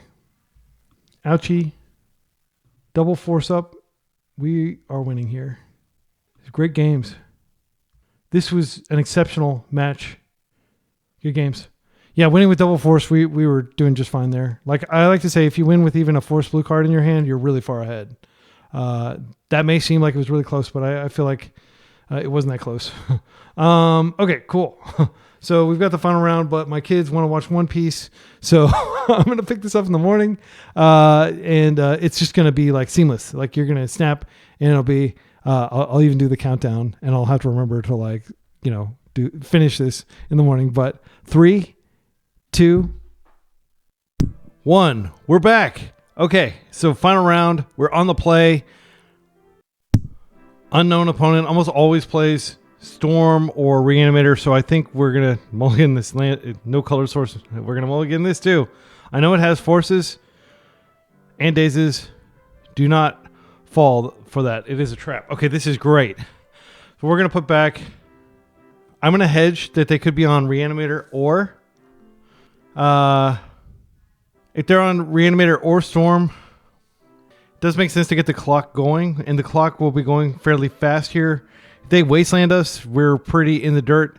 I think we put back Borrower, and I think we put back... Oh, it's hard. I think we put back Nethergoyf, and my reasoning is Tamiyo can draw us to more disruption faster than Nethergoyf can close the game. Yeah. All right. I'll wish our opponent luck, and we'll get underway. We've already used like nearly 3 minutes of the clock just thinking about that, doing quick research, and also just getting over here. Like I like to go grab tea in between rounds. Okay, so this is almost certainly Storm. It's probably like Ad Nauseam Storm or something like that. So they have tons of mana. I think we can withhold information about what we're doing here. Actually, I think it's fine because I don't care if they take either of these cards with their current composition. I'm going to take one of their Brainstorms just to reduce their card quality. They're not going to be able to Duras or Tamiyo, and that is going to be our play. They'll likely take the days and not the Nile Spellbomb, so we will be able to cantrip through the Nile Spellbomb later. I would be stunned if they didn't open with Duress just to check our hand. That's one of their deltas. They're just passing. They don't want any of their spells to get dazed, I guess, which is fine. They can go get a Surveil Land here. That is pretty good. We know that they have a wasteful hand card in their hand, that sooner or later they're going to need it. I'm not going to fire this off, but I am going to scare them. Go ahead and play out this Tamiyo. And I am going to go ahead and play this out too. If they just... Because we'll want to cycle this next turn.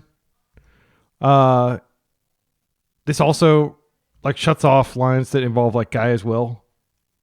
If we need to take away Threshold because they put like something on the stack, we can do it with that. But I'd much rather draw a card.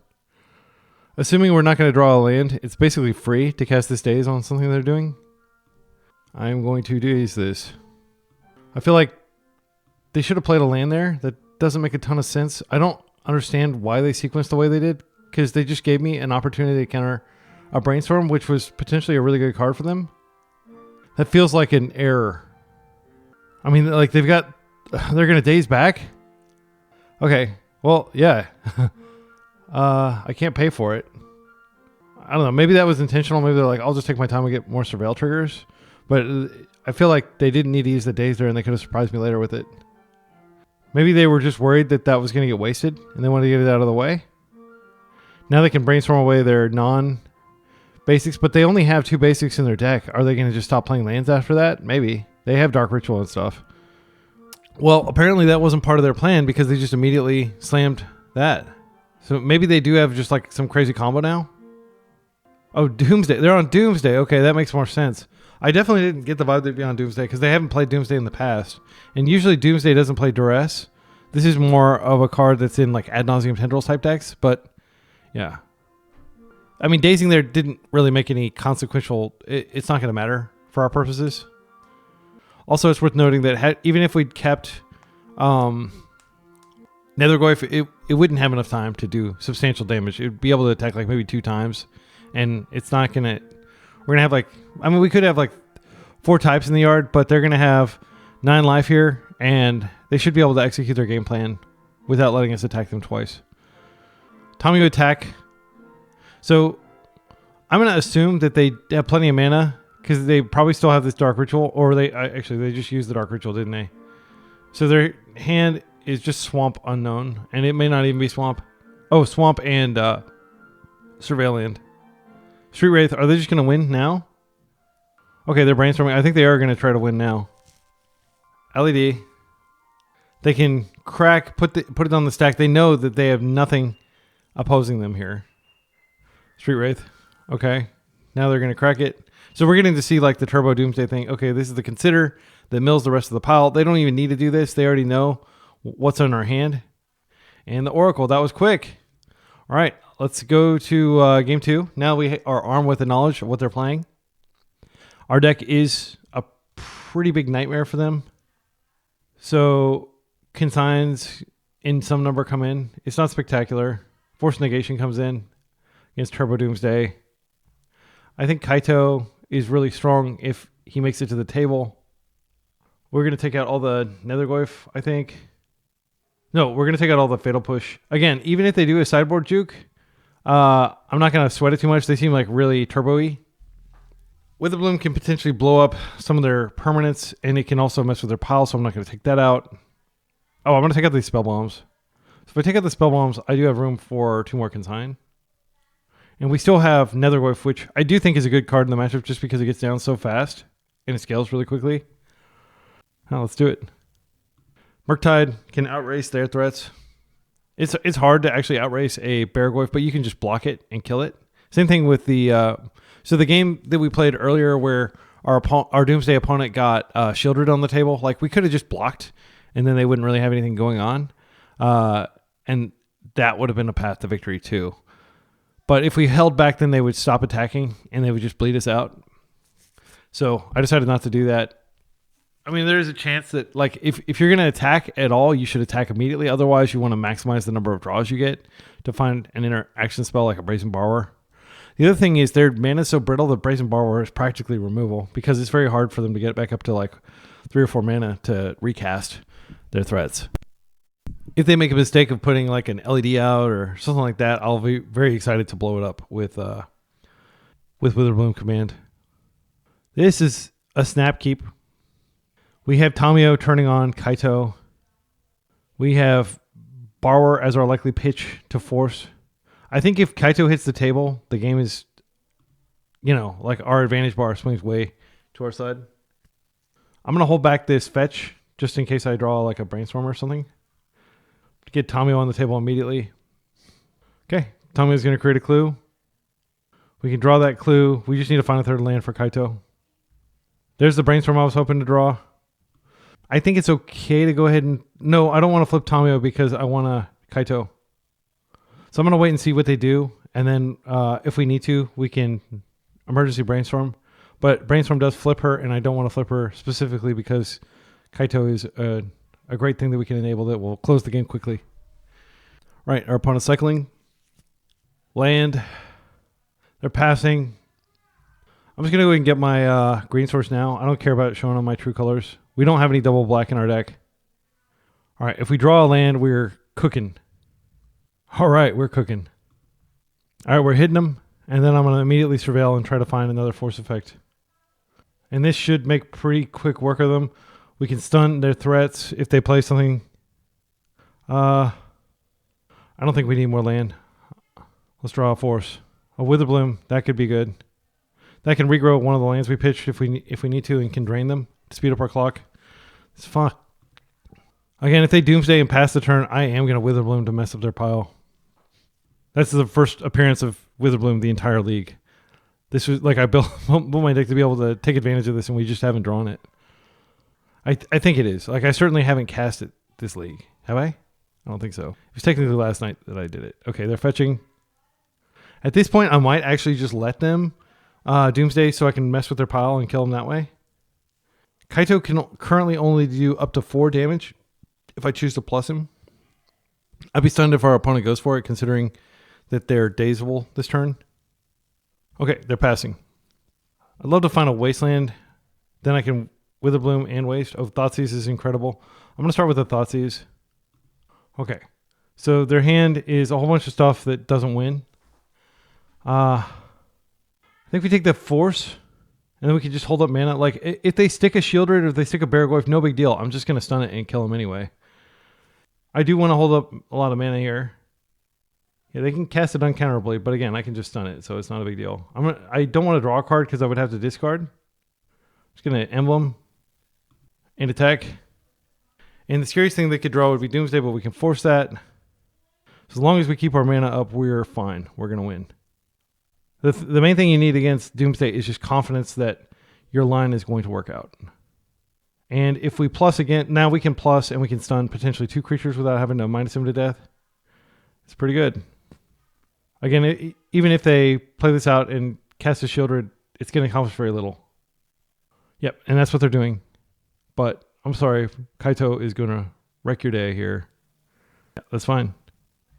Kaito does it all. He slices, he dices.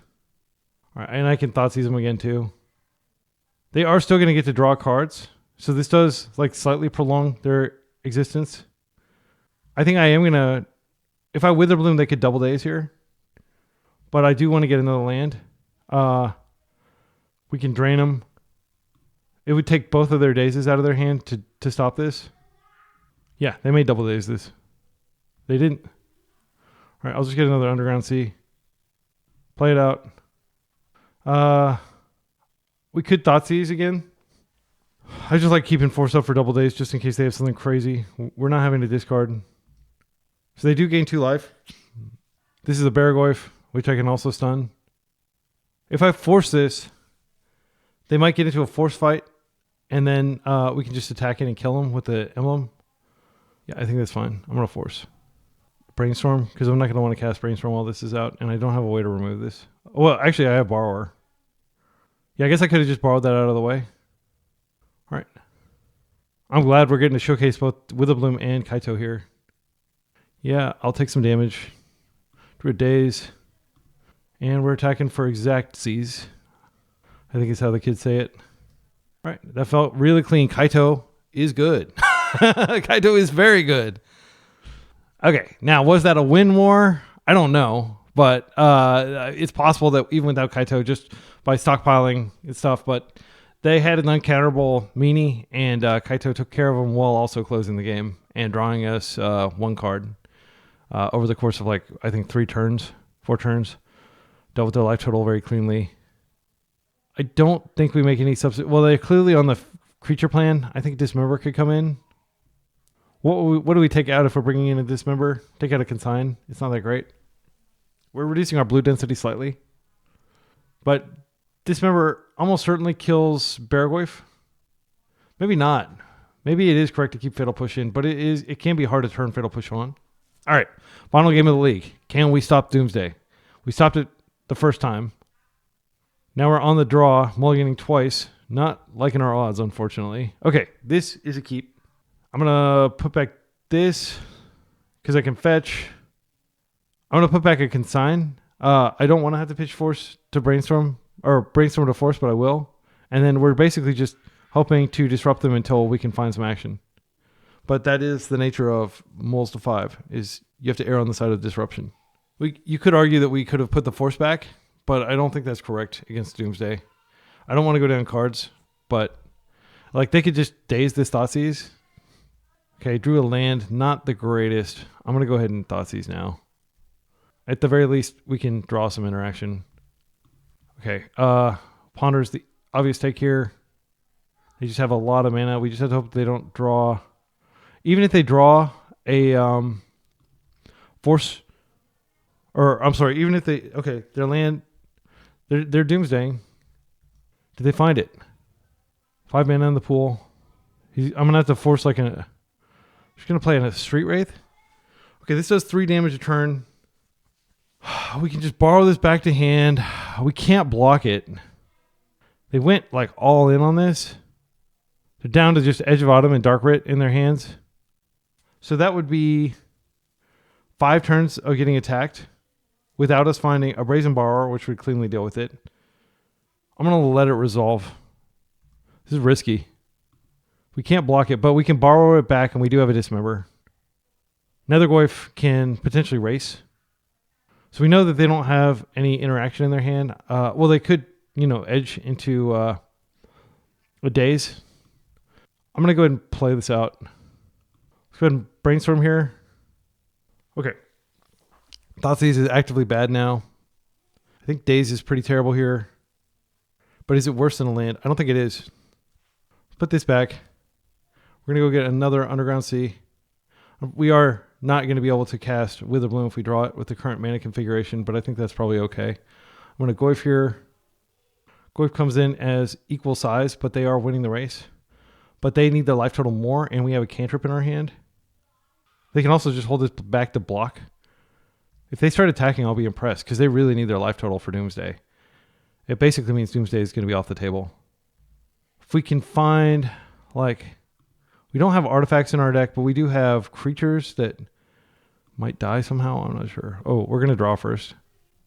Okay, we drew a Daze, which is not spectacular against our Dark Ritual or heavy hand.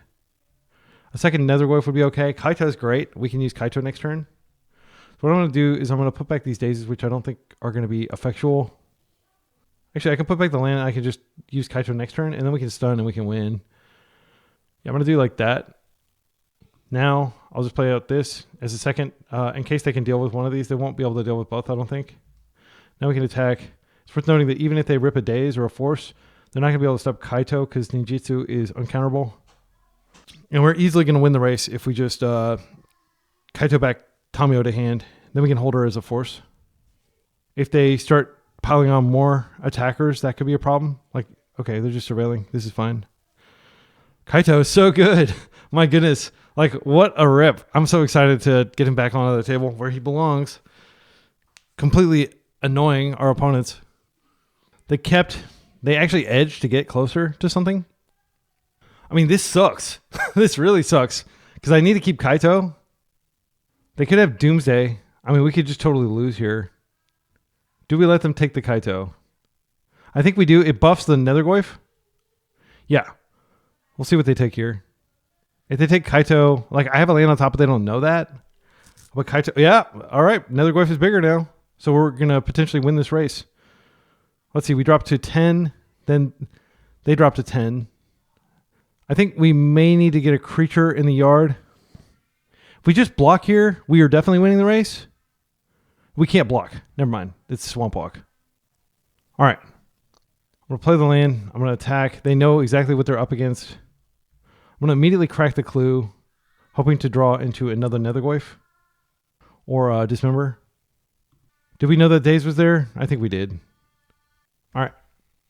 If we have to force something, then we're 3 turns from death instead of 4. They did get themselves closer to death with that Thoughtseize, though. So we're 3 turns from death. They're also 3 attacks from death. So I think we're actually favored here. And we're going to be drawing cards. We just have to stop like a follow-up threat. Dark Ritual. I'm going to force whatever you play out. Okay, so this might be a trap. They might be able to assemble like a winning coalition here. We could just double daze this. I think that's fine. Let that resolve. Daze again. We stopped it without having to go closer to the danger zone. I feel good about that. Forced Negation is a great rip, which we can use in 2 turn cycles. I'm going to keep my mana up here. I'm not going to crack a clue. Dropping very close to death. All right, end step. I am going to crack these. They have Bowmaster. They got me. No, they don't have me because I'll force them. Well, okay, Witherbloom Command. If we can find a green source. Bowmasters doesn't quite do it. I can just end step it. We're so close to death. If they have something that can deal damage to us, I don't know what it would be. I'm just going to attack and... Oh, wait. I can Bowmaster hitting Bowmaster. I think that's the play. No, wait. This doesn't work. This doesn't work. They're edging here. Yeah, if I'd been patient, like... Yeah, because I might as well Bowmaster them for the point. Yeah, so that was a misplay, I think. There was no real benefit to playing it when I did. I'll just ping them. I'll get more inevitability. So we're not going to be able... If they somehow are able to cobble together... I don't think they still have a Dark Ritual in their hand. If they're somehow able to cobble together a creature like a Shieldred, then we die. Because we can't force. We did it. All right. 4-1. Losing only to triple or quintuple Wasteland, essentially, across the 2 games. So this deck felt great. We didn't get to use Witherbloom as much as I'd like. Let's take a look at the list. The list felt incredibly efficient. I mean, this is tap out tempo. You're not holding up mana, so you're tapping out a lot for Thoughtseize. Thoughtseize felt amazing the entire league. Nethergoyf was routinely 4-5. Yeah, I don't really have any feedback on the list. It felt great. The main deck now spell bombs, you may not need them. They did feel good. You could add a 19th land. So my thinking on the lands, and I'll just explain it because a lot of people might still be kind of like shell-shocked from round 1 when I got wasted 3 times in a row. When you're playing a 3-color deck, and basically, you know, if you have a Trop and you have an Underground Sea, you can cast literally everything in your deck. If you have 2 Underground Seas, you can cast everything in your deck but Witherbloom Command.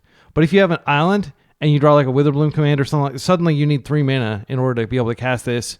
And yeah, like my thinking is, it's just this card is so good against Chalice of the Void, which is being played everywhere, and Tamiyo, which is being played everywhere. It's also pretty good against Delver. It can like kill Delver's secrets. Gaining your life can be substantial. You know, it can be of note. The fact that it fuels Murktide and Nethergoyf. One of the big problems with traditional blue-black tempo is these two are, you know, fighting over the graveyard like the entire time. You're like, can I really, you know, Murktide? Like this Witherbloom just kind of solves that. It puts 4 cards in your graveyard, and that is enough to basically make a Murktide on its own practically. So I think this card's great. You could argue that a Carpet would be good here because Carpet does help us in situations against Delver decks that have wasted us a whole lot. And I think that's a reasonable argument to make. I guess what would we change here? We could take out the island and we could just make that a carpet. I don't think that's correct though, because I do think you need the island for Stompy. And you may be saying, well, just put the island in the main deck. What would it cost us? Well, let's talk about what are we going to cut? Like the 4 Thoughtseize felt amazing. The 4 days I think is obligatory. We could cut a Spellbomb and move it to the side and play an island. Spellbomb is a type that can turn on Nethergoyf and get him really strong. Yeah, I'm not really sure. I don't like another discussion that we've been having in the MTG Paper Legacy Discord is around the inclusion of Surveillance. I'll tell you real quick my philosophy on Surveillance.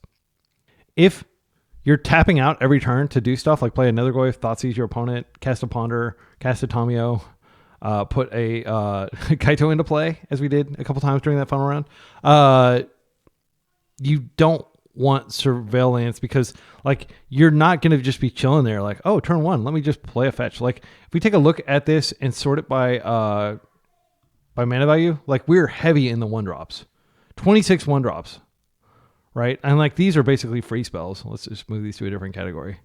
So, and these are basically 2-drops. So this deck is like so 1-drop heavy. It is like Delver basically. It's just like more disruptive Delver is how I think of it. And as a result, we really do want to be crushing those Chalice of the Voids.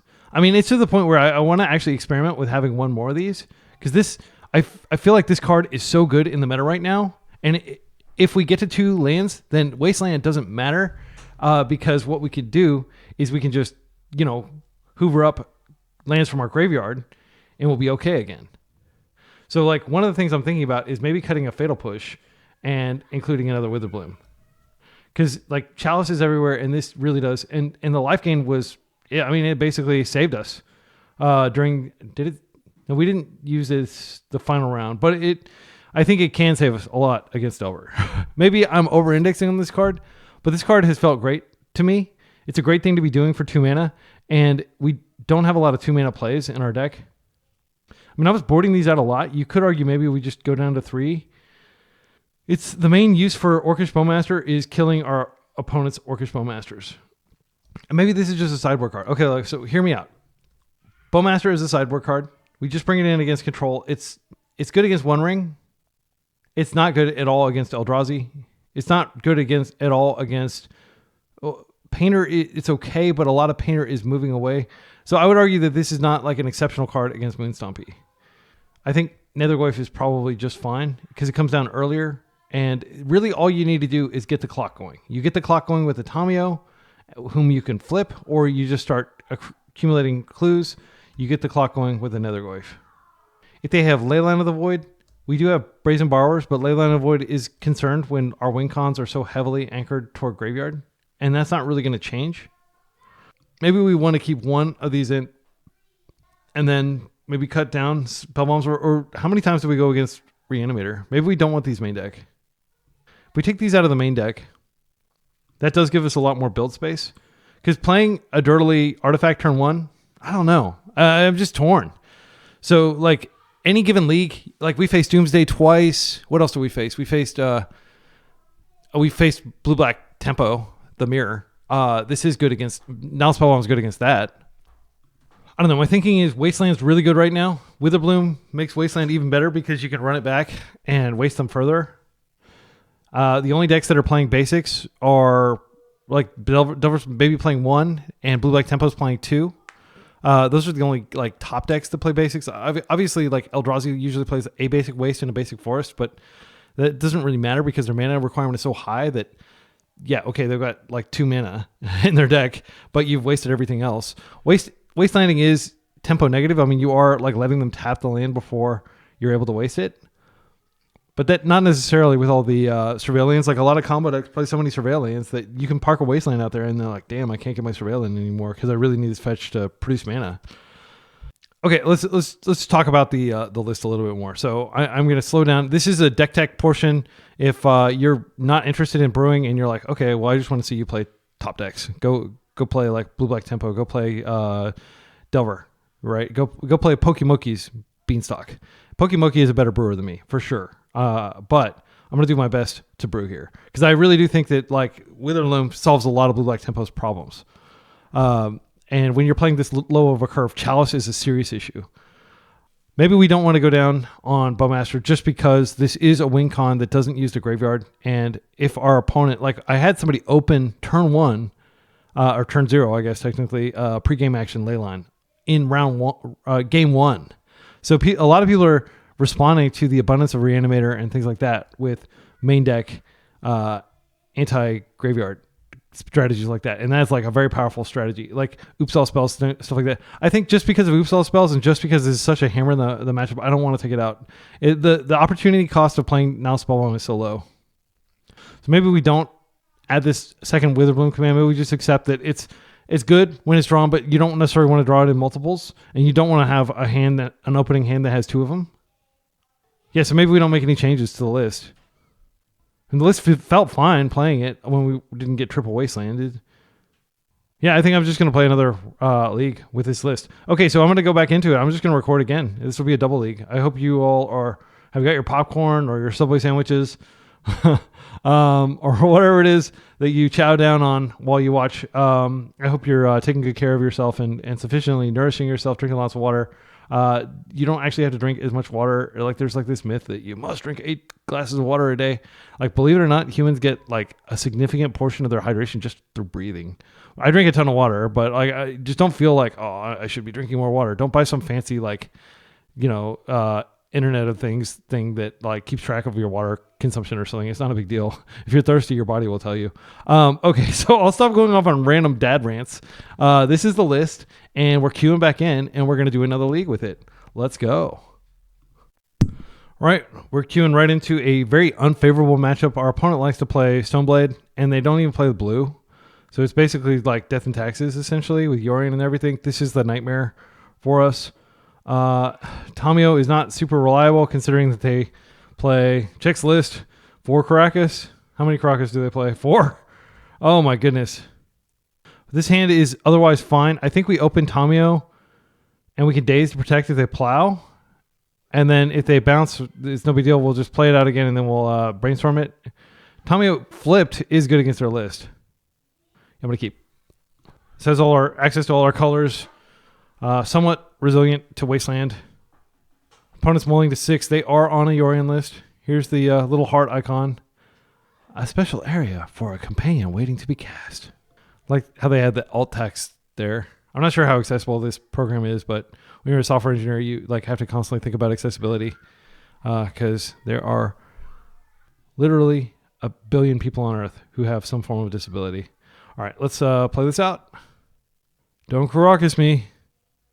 I will also Daze a Vial. Vial's the most powerful card in their deck. I mean, it feels good knowing that we have some counterplay regardless of what they do here. Do we just take the plow? If they plow, take it as a 1-for-1. We have nothing going on, but we might be able to brainstorm into Nethergoyfs. Hold the Daze for something more consequential, like a Stoneforge Mystic. There's the Caracas. Yep, I can't do anything about that. And now there's the risk that we play it back out. They Caracas the second time. Okay. Nethergoyf is pretty good. I think I could waste and then Nethergoyf. Yeah, let's do that. We have more land next turn. I want to get this off the table. This represents utility for them, and it is a wasteful land in a deck that doesn't have a lot of wasteful lands. Okay. Just had to shoo my daughter off. She's trying to find my phone so she can watch YouTube. All right, Scrubland. This is an easy Daze. This card is so good. This buffs the Goyf. I love it, Vial. Thoughtseize, great rip. Let's just take their most powerful thing. Then we can attack. We can cycle through the Spellbomb, and then we can be hitting for a lot. I'm going to take removal. I'm going to try to tempo them with this Goyf. Holy guacamole. They've got a lot of Bowmasters here. How bad does Thalia hurt us? It's pretty annoying. But they don't have any lands. I'm going to take a Bowmaster. It's just, yeah. We just have to hope that they don't draw land here. They draw land. We don't really have recourse. Like, we can just gradually chip away at them, but they can keep casting Bowmasters and gradually building a big army. Don't find land. They did find land. Okay, so Bowmaster, they'll probably do the Thalia first. But if they do Bowmaster first, that's bad for us. I need to get this Brainstorm out of my hand. There's Thalia. Wasteland is the best draw. Unfortunately, I do need to tap out to use this Brainstorm this turn. Yeah, it's going to be an imperfect Brainstorm. We got to get it out of our hand. The other alternative is we play Tamiyo. I need to get this Wasteland, this Brainstorm out of my hand. It's such a liability. I'm just going to get a Trop just in case we rip a Witherbloom. They're not showing Force. I don't mind showing them that we're a 3-color deck. Okay, Force, uncastable currently, but very good. Now Spell Bomb, a total pain to use. Does grow the Goyf, but that's it. Also, yeah, our own Bowmasters is definitely a good pickup. I think I'm going to put this Misty here. I mean, now that they have this on the table, maybe it is good to have more lands. So what I can do next turn is, I can't do much. I can Bowmaster one of their Bowmasters, then they Bowmaster me back, but I don't really care because I'm just trying to beat face here. Yeah, I'm going to put this back. I don't care that much about growing Goyf that I want to pay 3 mana. We're just going to keep hitting. Bowmasters will probably actually just hit Thalia.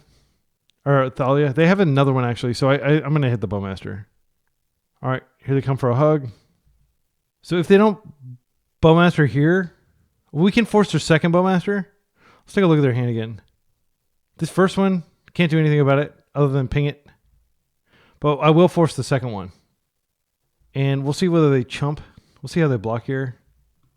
They may think they're going to get another army, but they're not. I think they're likely going to block here. What I think I'm going to do is I'm going to wait until they attack, and then I'm going to Bowmaster. Because I might be able to, ping one and take this Orc army out. And that reduces chumpers further. If they're so they're going to try to this is an interesting matchup for sure. I actually, just in case they have that guy that lets them search, I need to get this off the table because they may be able to. We'll see what they do. Okay, if they have opposition agent, that's a huge blowout, and I'll have to force the opposition agent instead. I'm gonna go ahead and attempt. Well, I'll just wait till combat. All right, so we fetched.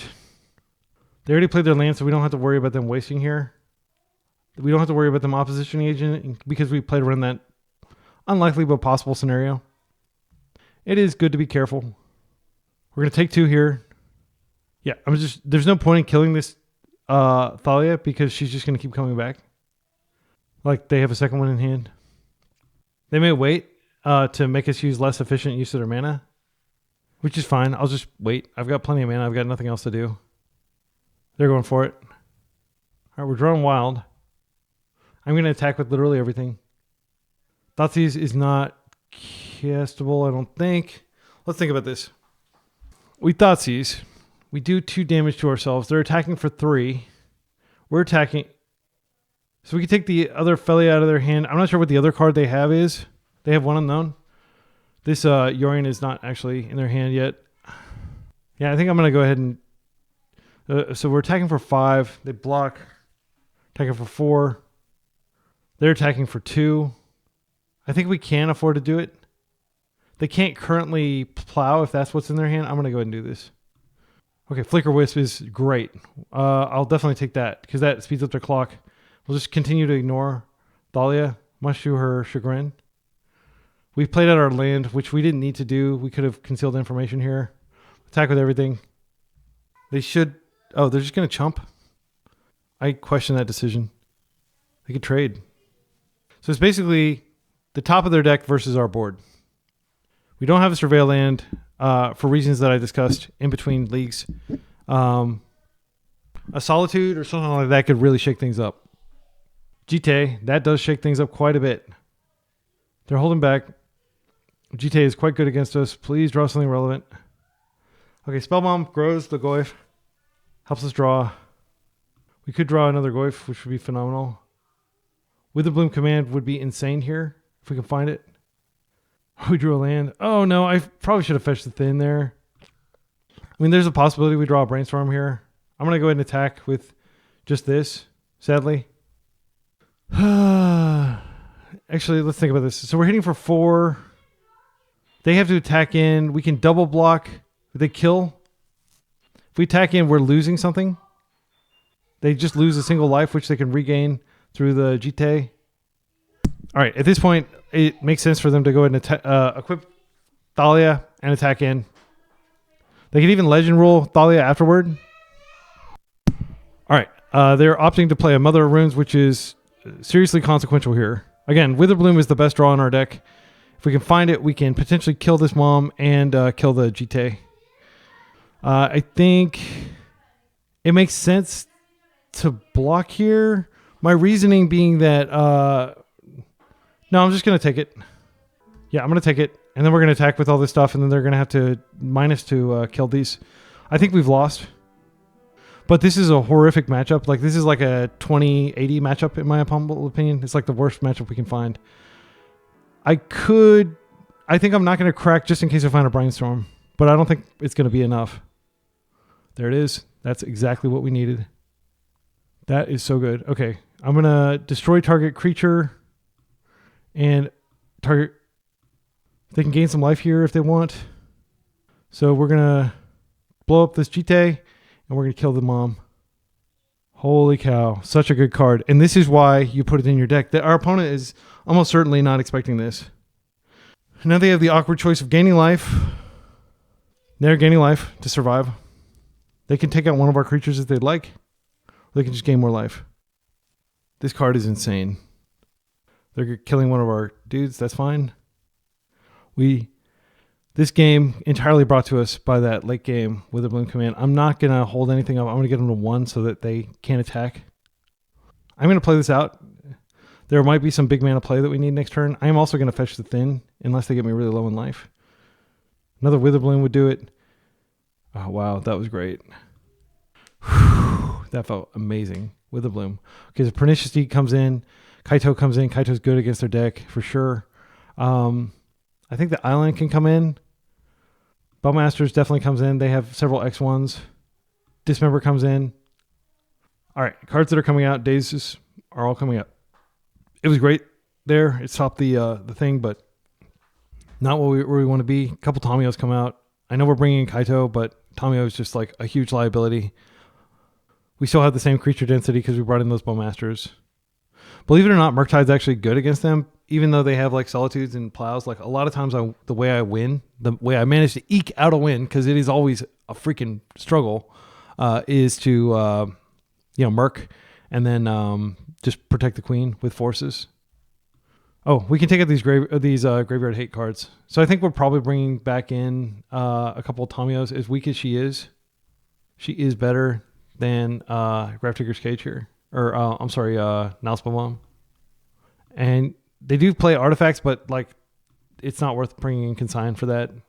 I think there are lots of cute things you can do against Death and Taxes with Consign, but I don't think it's good enough. Like I always board my Stifles out against Death and Taxes, so I'm not going to be boarding in Consigns when they're even weaker than Stifle. And yes, they can counter things like GTA and stuff like that, but usually those are being played through uncounterably. This has a lot of land, which I like. Has Fatal Push, which I like. It has a Regent to build up to. Nethergoyf. I'm going to keep this. All right. If they have a turn 1 mom, we just have to push. They do, and we're just going to push. You always respect mom. Witherbloom Command is great. Very happy to see that card. I'm just going to push the mom. Respect the mom. That's like just a heuristic that you would do well to commit to memory. Commit to muscle memory, rather. Just so you don't even have to think about it. Just like mulling a hand that doesn't have any colored mana sources in it, regardless of the matchup. I've kept, and I've probably told this bad beat so many times, but I've kept double force, quadruple other blue card hands that have like a Wasteland in them and lost against Oops All spells. It does happen. I just am done doing that. It's not for me. All right, do they not have a play? They passed in their second main like they don't have a play. They may have Bowmaster. Again, Witherbloom, insane against killing Bowmaster, among other X1s. Gosh, if we were going to play matchups like this all day, I'd just put like 4 Witherbloom in my deck. Okay, they're cracking. Okay, we can't stop this. If they get Caldra, we essentially just have 2 answers to it in our entire deck. Well, technically we have Dismember in, so we have 3 answers. They got Pre-War, which is also scary. So, best draw in our deck is some form of removal that can affect Stoneforge. I'm going to Brainstorm, and then I'm going to shuffle away some of these excess lands. They haven't played any Wastelands yet. Oh, Pre-War is going to get back Mom. We can't kill Mom. We can't kill Pre-War either.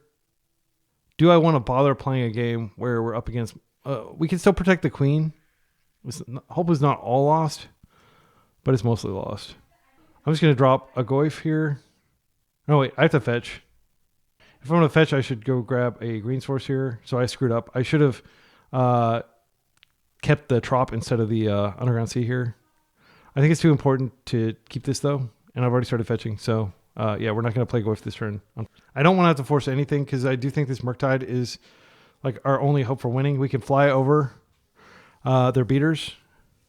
It'll be a 5/5 flyer. We need a blue card to pair with it. They're just going to wait, I think, and pre-war their Mom in to play. They realize how good Mom is here. Fatal Push. Now it's just a question of, do we want to be mana efficient?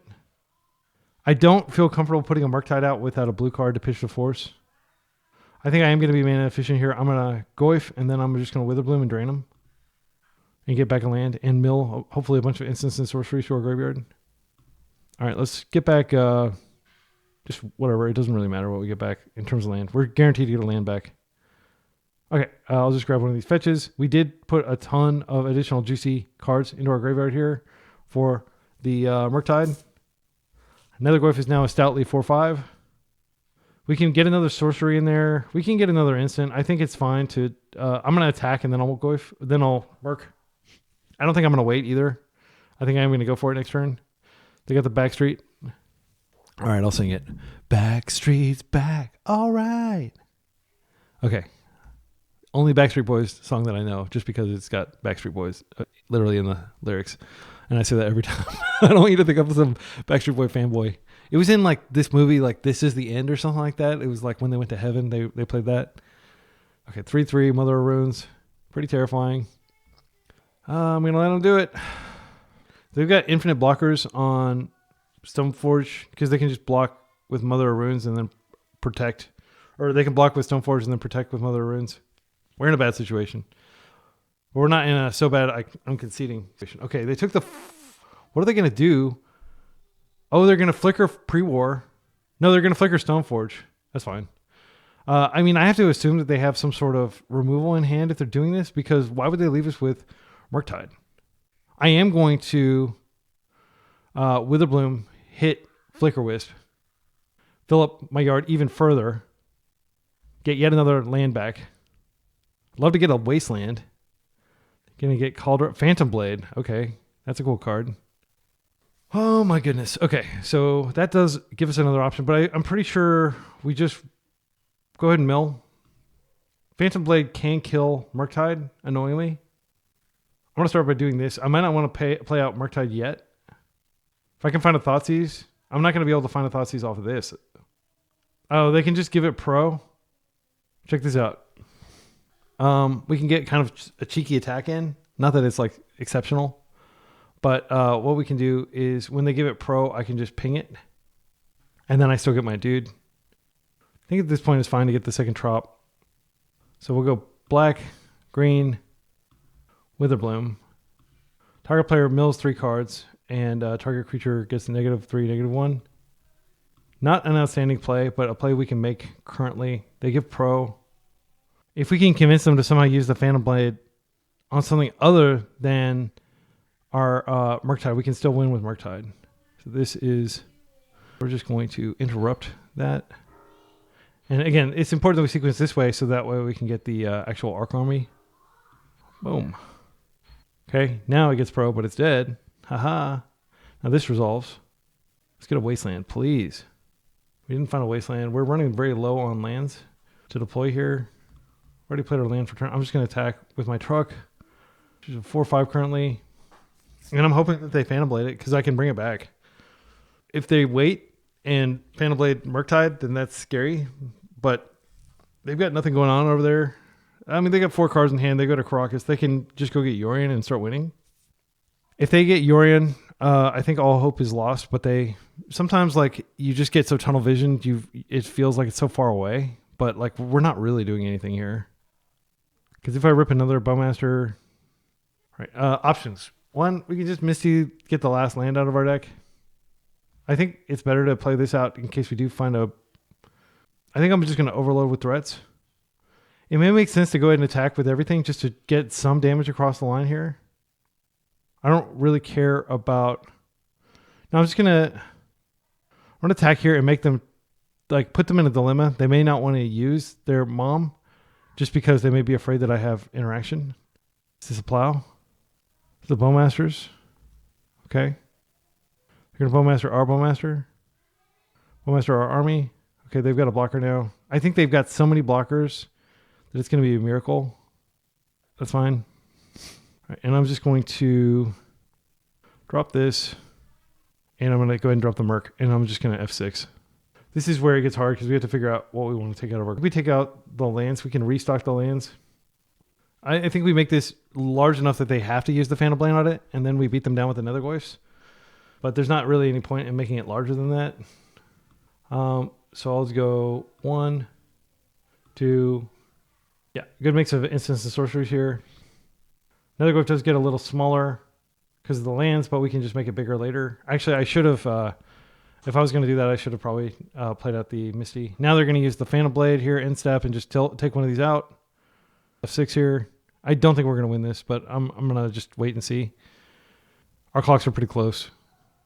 Very hard to beat a resolved mom that you can't address. Like, she just takes over the game very quickly. She's a very powerful one-drop. The only concession is that she's a 1/1, so she's very brittle. All right, here comes the Phantom Blade to take out my Murktide. Let's read the rest of the text. What else does this do? Equip creature gets +++1 and has menace. Okay, and they can equip the mom and they can start attacking.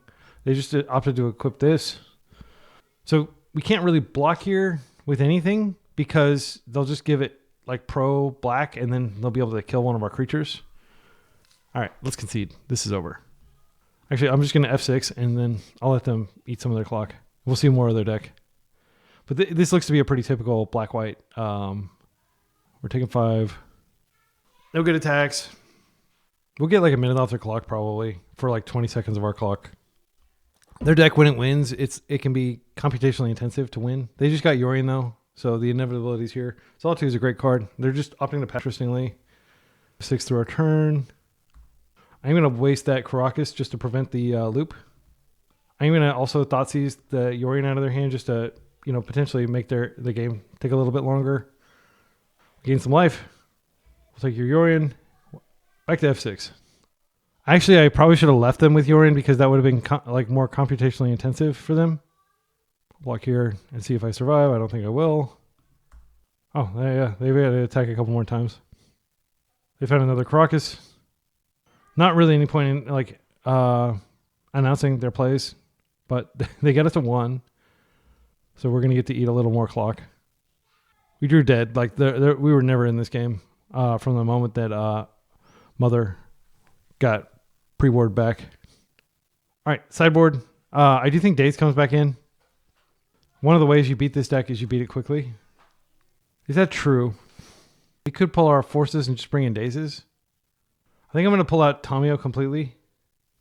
I think she's just terrible. And that means we're lower on threats, but if we can stall them out, that's okay. Tamiyo was never really a threat. You have to have precisely Brainstorm. They've got 4. Okay, this is a great hand. Double Witherbloom. We're snap keeping this. I'm just going to open Underground Sea into Thoughtseize here, and I'm going to hope they don't have Wastelands so that I can get my Witherbloom so I can get more land. Potentially take out an X1. If they have something that they cast turn 1, I'll let them do it. Okay. I think this is an easy Stoneforge Mystic take. They do have a Karakas out to pair with their Thalia. Okay, I'm going to try to play very quickly because this could go to time. Thoughtseizing us right back. I'm going to let it happen. It's 2 life. They may take Daze, which I think would be a mistake, but they may take it. They should take a Witherbloom. Brainstorm does give us the ability to change the composition of our hand, but our hand is fine. This Daze will maybe do some work in terms of slowing their roll. They did take the Witherbloom. I'm still going to use it just to get ahead. Bowmasters is a great rip. It deals with Thalia quite cleanly. Yeah, I'm just going to Witherbloom to get another land for next turn. black, green, Witherbloom. Because I can take care of Thalia another way. We get some life back. Let's grab this fetch, pass. Swamp was their draw for turn. They didn't show Swamp. Oh, they Prismatic Vista, that's why. So Thoughtseize was their draw for turn. I hope they play out Thalia so I can just poke it around Caracas. If they're patient with Thalia, then we can't poke. And that would be really annoying, actually, if they were patient with Thalia. Okay, that was their draw for turn. You should always play out your, cards that are not known. Okay, we're just drawing bad cards. I'm going to go ahead and brainstorm here. We've used all the green in our deck, other than Pernicious Deed. I want to put back at least one of these lands. Wasteland's pretty terrible. It hits Caracas, that's it. I think it's probably better than another land, though. I'm going to play this out so we can fetch, and I'm just going to drop the Goyf. So what we can do is if they play Caracas into Thalia, then we can waste the Caracas, and then we can hit the fact that they know about Daze does limit its usefulness, for sure. So they didn't have any plays, and that's why they were playing out the fetch. I think that's fine. Like, I kind of criticized them a little bit for playing out unknown cards instead of known cards. Here comes Thalia. This is fine. All right, I'm going to go get another Underground Sea here. And I always wait to upkeep just in case I need to use my mana for something. I'm so glad I boarded out Tamiyo. She's just... It's unfortunate, but she's just not playable against a 4 Caracas deck. All right, we have the tempo on our side here. Let's hit that. Do they want to freak out? That's fine. I'm just going to pass to combat. Now I'm going to black, green, Bowmaster. All right. Yeah, our cards lined up. Next turn we have Waste, and then we have Daze to kind of keep them back for a couple turns. We can pay for Daze even around Thalia, but we don't have to now. Skyclave, if they Desperation Skyclave, then we're going to Daze it. Like, I have no problem using this Daze for like literally anything at this point, because it gets worse as the game progresses. They just grab Yorion, which is the disciplined play. Now we're going to waste this. Yorion will probably never do anything unless they have a Solitude to pitch. I'm going to go ahead and waste here. I am going to be aggressive, and I'm going to just grow this Orc Army because we're applying so much pressure here. I know that this can snipe like some of their creatures, but we need to ride the momentum. 6 damage. They're dead on board. Daze essentially stops any play they may have. And this was written. Good games. Holy cow. I'm not exaggerating when I say this is a 2080 matchup. Like, we got really lucky. The stars aligned there. Witherbloom was insane. This matchup gets a lot better when you add green. They didn't waste us a single time, I don't think. No, they wasted us like once. Yeah. But that was just squeaky clean, as Bosch and Roll likes to say. Like, it felt amazing. We had so much pressure. Bowmaster is definitely a 4 of in the 75, even though I do think that like 2 of those should be in the sideboard. Like, this matchups like this, it's just so good. Even though they're not drawing cards, just being able to 2-for-1 and apply a little extra pressure is great. See you in round 2. We're 1-0. All right, round 2. We're up against Bladey Enthusiast on the draw. I can't find any record for them, so totally unknown, but we have the Force Hand. We have a Nethergoyf start. We've got a Wasteland. This is a really good keep. It's worth noting that if we can actually cast this Ponder and this Nile Spellbomb, Nethergoyf's going to be quite tanky. All right, looks like a combo matchup. Glad I have this Force. Hope it's enough. Wow, just piling on the artifacts. We've got Metalcraft. All right, Dark Rit. LED, please go all in. The scary thing... Oh, yeah, they're just doing the Echo. Yeah, well, hate to burst your bubble. All the rich folks that get rude. All right, no Land of Waste. This is a great rip. I think we just drop the Goyf. I don't know what they can top deck that gets anywhere yet. Next turn, we can Spellbomb them and potentially draw into a blue card for Force. This turn, however, we are just going to be setting up to beat face and close. Yeah, that was the definition of a glass cannon hand. Crazy thing is, if they waited a turn, they could have probably just had the mana to cast it, and then they could have used the LED to flash it back and taken 2 passes at it. Okay, another force is great. I am going to go ahead and just crack this bauble just to up the clock. I'll grab my trop. I don't think it matters. I'm not afraid to show them my true colors. That was out of tune, sorry. Okay, I am going to go ahead and just boop, delete their graveyard and one of their LEDs, which is important if we do get spinning. LED is the most important card for those situations. All right, hitting for 3. Picked up Mercurige, who is just going to be a force pitch. We're going to just win with this Nethergoyf. There's no reason to expose ourselves trying to win faster. It's better to win carefully. So I think they're just on like the straight up Epic Storm, which is a great deck. Days. I'll just put them on notice. I don't think there's any reason to hold this. Your next land, that surveil land that you so badly want to cast so you can find action off the top, is not long for this world. I don't think they play any basics, so this Wasteland is pretty strong. I mean, this is why you play like a Days Wasteland, Thoughtseize, Force of Will deck, is to stop these kinds of decks. It's just, I should have cast it before, but yeah, I missed out on the damage. That was bad. I'm a bad player. Let's shred. I'm going to take the gamble because I can get LED. If I take the Dark Rit, it doesn't really matter. Like if they echo, I'm just going to daze it. There's no way they're going to echo with protection here. Yeah, I'm going to get the gamble. They should have fired off gamble in response. Maybe not, because I would have just taken the LED. They did final land. They're like 3 swings from death. I will play this out. I'm not too proud. We're getting close to a hardcast force. They don't have days. Again, I'm just going to be disciplined and hold my Merc. It changes the clock by 1 turn, but it is a clean force pitch. So I never want to be in a situation where I'm saying bummer because someone Thoughtseize me. That's why I can't be a combo player. Like, it's not that I'm, opposed ethically to combo. I think it's totally fine, as within reason. Like there are certain cards that I don't think should exist, like Pact of Negation, like Cavernous Souls. But I'm not opposed to it, but like I could just never be that player that's like sitting on the other side. Like, what am I going to draw this turn? I'm going to waste this. I'm going to deny the mana. Oh, I need to set the stop here. So did I do it in time? I did. Okay, great.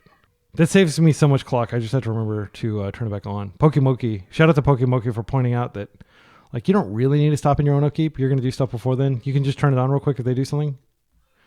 All right. I think this is over. I will let you brainstorm. Again, we gave up hardcast force, but we denied them mana. I don't think we have double force anyway. Yeah. This is a favorable matchup for us. This is about as favorable as it gets. So let's play tight and not screw this up. We've got the hydroblasts, which are great. I mean, they did imprint a what's it called? Burning Wish. I'm gonna change how this looks. Like, it is kind of a bummer to like drag all these manually. So now make these a little bit bigger so you can see them. Kaito is a blue card that pitches the force. Okay, so let's talk about what we remove. We just put a ton of cards in. Bowmasters is actually not terrible. However, they do play this little card called Veil of Summer, which completely wrecks Bowmaster. It does come out at instant speed, so it reduces the exposure to risk that you're incurring. 3 more cuts. I like Tamiyo because she's blue. Pitches the force. We could take another Nethergoyf. I do like just putting them on the table and swinging in a whole bunch. But we can close with whatever once we stop their momentum. Nethergoyf is a great clock. But Bowmasters just is like a lock piece and a clock. Yeah, I feel comfortable with this. Because like normally we wouldn't be bringing in Hydroblasts and Consigns, but because they're both red and artifacty, we can bring in both. This is the price of having Trops in your deck. Like we would have 1 more Black Source if we were doing the Basic Island, Basic Swamp mix. So we're not able to Thoughtseize. However, on the draw, I don't think this is a keep. I want to mull. We want to force. This is a mull. They are keeping 7. Okay, I'm going to keep. We're going to put back land. I'm going to put back Hydroblast is the least flexible of these. Then we can open Thoughtseize. We have the force if they go Glass Cannony. If they play Chill, We're just going to take the best card in their hand right now. Double force. Excellent. They do not interfere with our mana, so I was okay. Like, we'll draw a land eventually. We're looking for interaction here. I will force a Veil. It represents like a 2-for-1. We have the cards to do this. I'm going to pitch Brainstorm. Ponder, well, we're not playing Nethergoyf, never mind. I think Ponder just gives us a little bit more flexibility here. Now, and just like that, our hand is basically nothing. They have Galvanic Relay. They have a Thoughtseize they can use to take our best card. I don't think we're winning this game. They can just Thoughtseize, and the next turn they can gamble and go with LED. If we take the LED, then they have to gamble for LED. If we take the gamble, then they can't go get the Echo, and that disables their entire hand. And Galvanic Relay will probably get them something good, but it probably won't win them the game. Yeah. So they're going to be able to Thoughtseize. They're not going to have the mana to do everything in the same turn. Gamble is the key card here. I'm not certain that's correct. If you're a Storm expert, please leave a comment with the timestamp. Okay, they're passing without Thoughtseizing because they want to do the Thoughtseize on the Galvanic Relay turn. I am going to hit red. That seems to be their most important color here. In green. If we hit black, they can't Thoughtseize. This also shuts off cantrips. I think I'm going to do that. So now they do have, potential Galvanic Relay, but they have a Thoughtseize stranded in their hand if they don't draw land. I could have pondered there. I probably should ponder now because it's just a matter of time before I get stripped from our hand. Looking for a spell that can close the game. I mean, Borrower doesn't do anything, but Bowmasters is quite good. So what I'm going to do is I'm going to take the land this turn, and I'll Bowmaster next turn, and then that kind of shuts off some of their lines. And if they Thoughtseize, they get to take it. There we go. They're going to be able to Thoughtseize, and they are a little closer to being able to do stuff. My hope is that between this Thoughtseize and Bowmaster coming down and making their cantrips more painful, they did keep something on top by shutting off Echo, or not shutting it off, but making it harder for them to Echo, because they can still Echo and then find a Veil. My hope is that that does something there. We should go ahead and play this now, and I'll tell you why. It would feed the Galvanic Relay if they have a Galvanic Relay turn, so you always want to cast your spells on their turn. We're drawing a Brazen Borrower, which does pitch to force if they take the Brainstorm here. Okay, that's one spell. They embedded the Burning Wish, 2 spells. So they're going to have a decent sized relay here. 3 spells. Okay, they're going to have a really big relay. All right. Nothing I can do about this. I'm just going to let it happen. Again, forcing just adds to Storm. Veil entered. Thoughtseize entered. Okay, that's really bad for us. Because they can Thoughtseize, take our force. But none of these cards win the game. So I think what I do here is I probably Brainstorm and try to find action. Like put back my force so I can hold it for a later turn. I'm going to do that. Because next turn they are definitely going to Thoughtseize. Double Consign is fine. I think we could just play out the Tamiyo. So I don't want to draw this Borrower. It might get us out of some bind somewhere later. I'll put Force on the top because we only have to fade 1 turn. Then I can play out Tamiyo.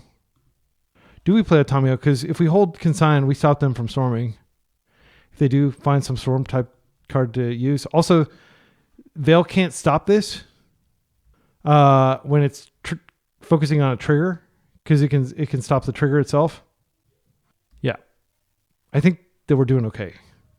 Mox, they're probably going to take a Consign here, is what I'm thinking. If they Galvanic Relay again somehow, I am going to stop the trigger so they don't storm as hard. 3 cards left. They should Thoughtseize here. That's fine. Abandon all hope. Veil does nothing. They're just going to have to let it burn off. If they have some giant last spell, that could be good. I'm not sure what they're Burning Wishing here for. Could be another Thoughtseize. Echo. So they can Veil here, and they can Echo. And that is very bad for us.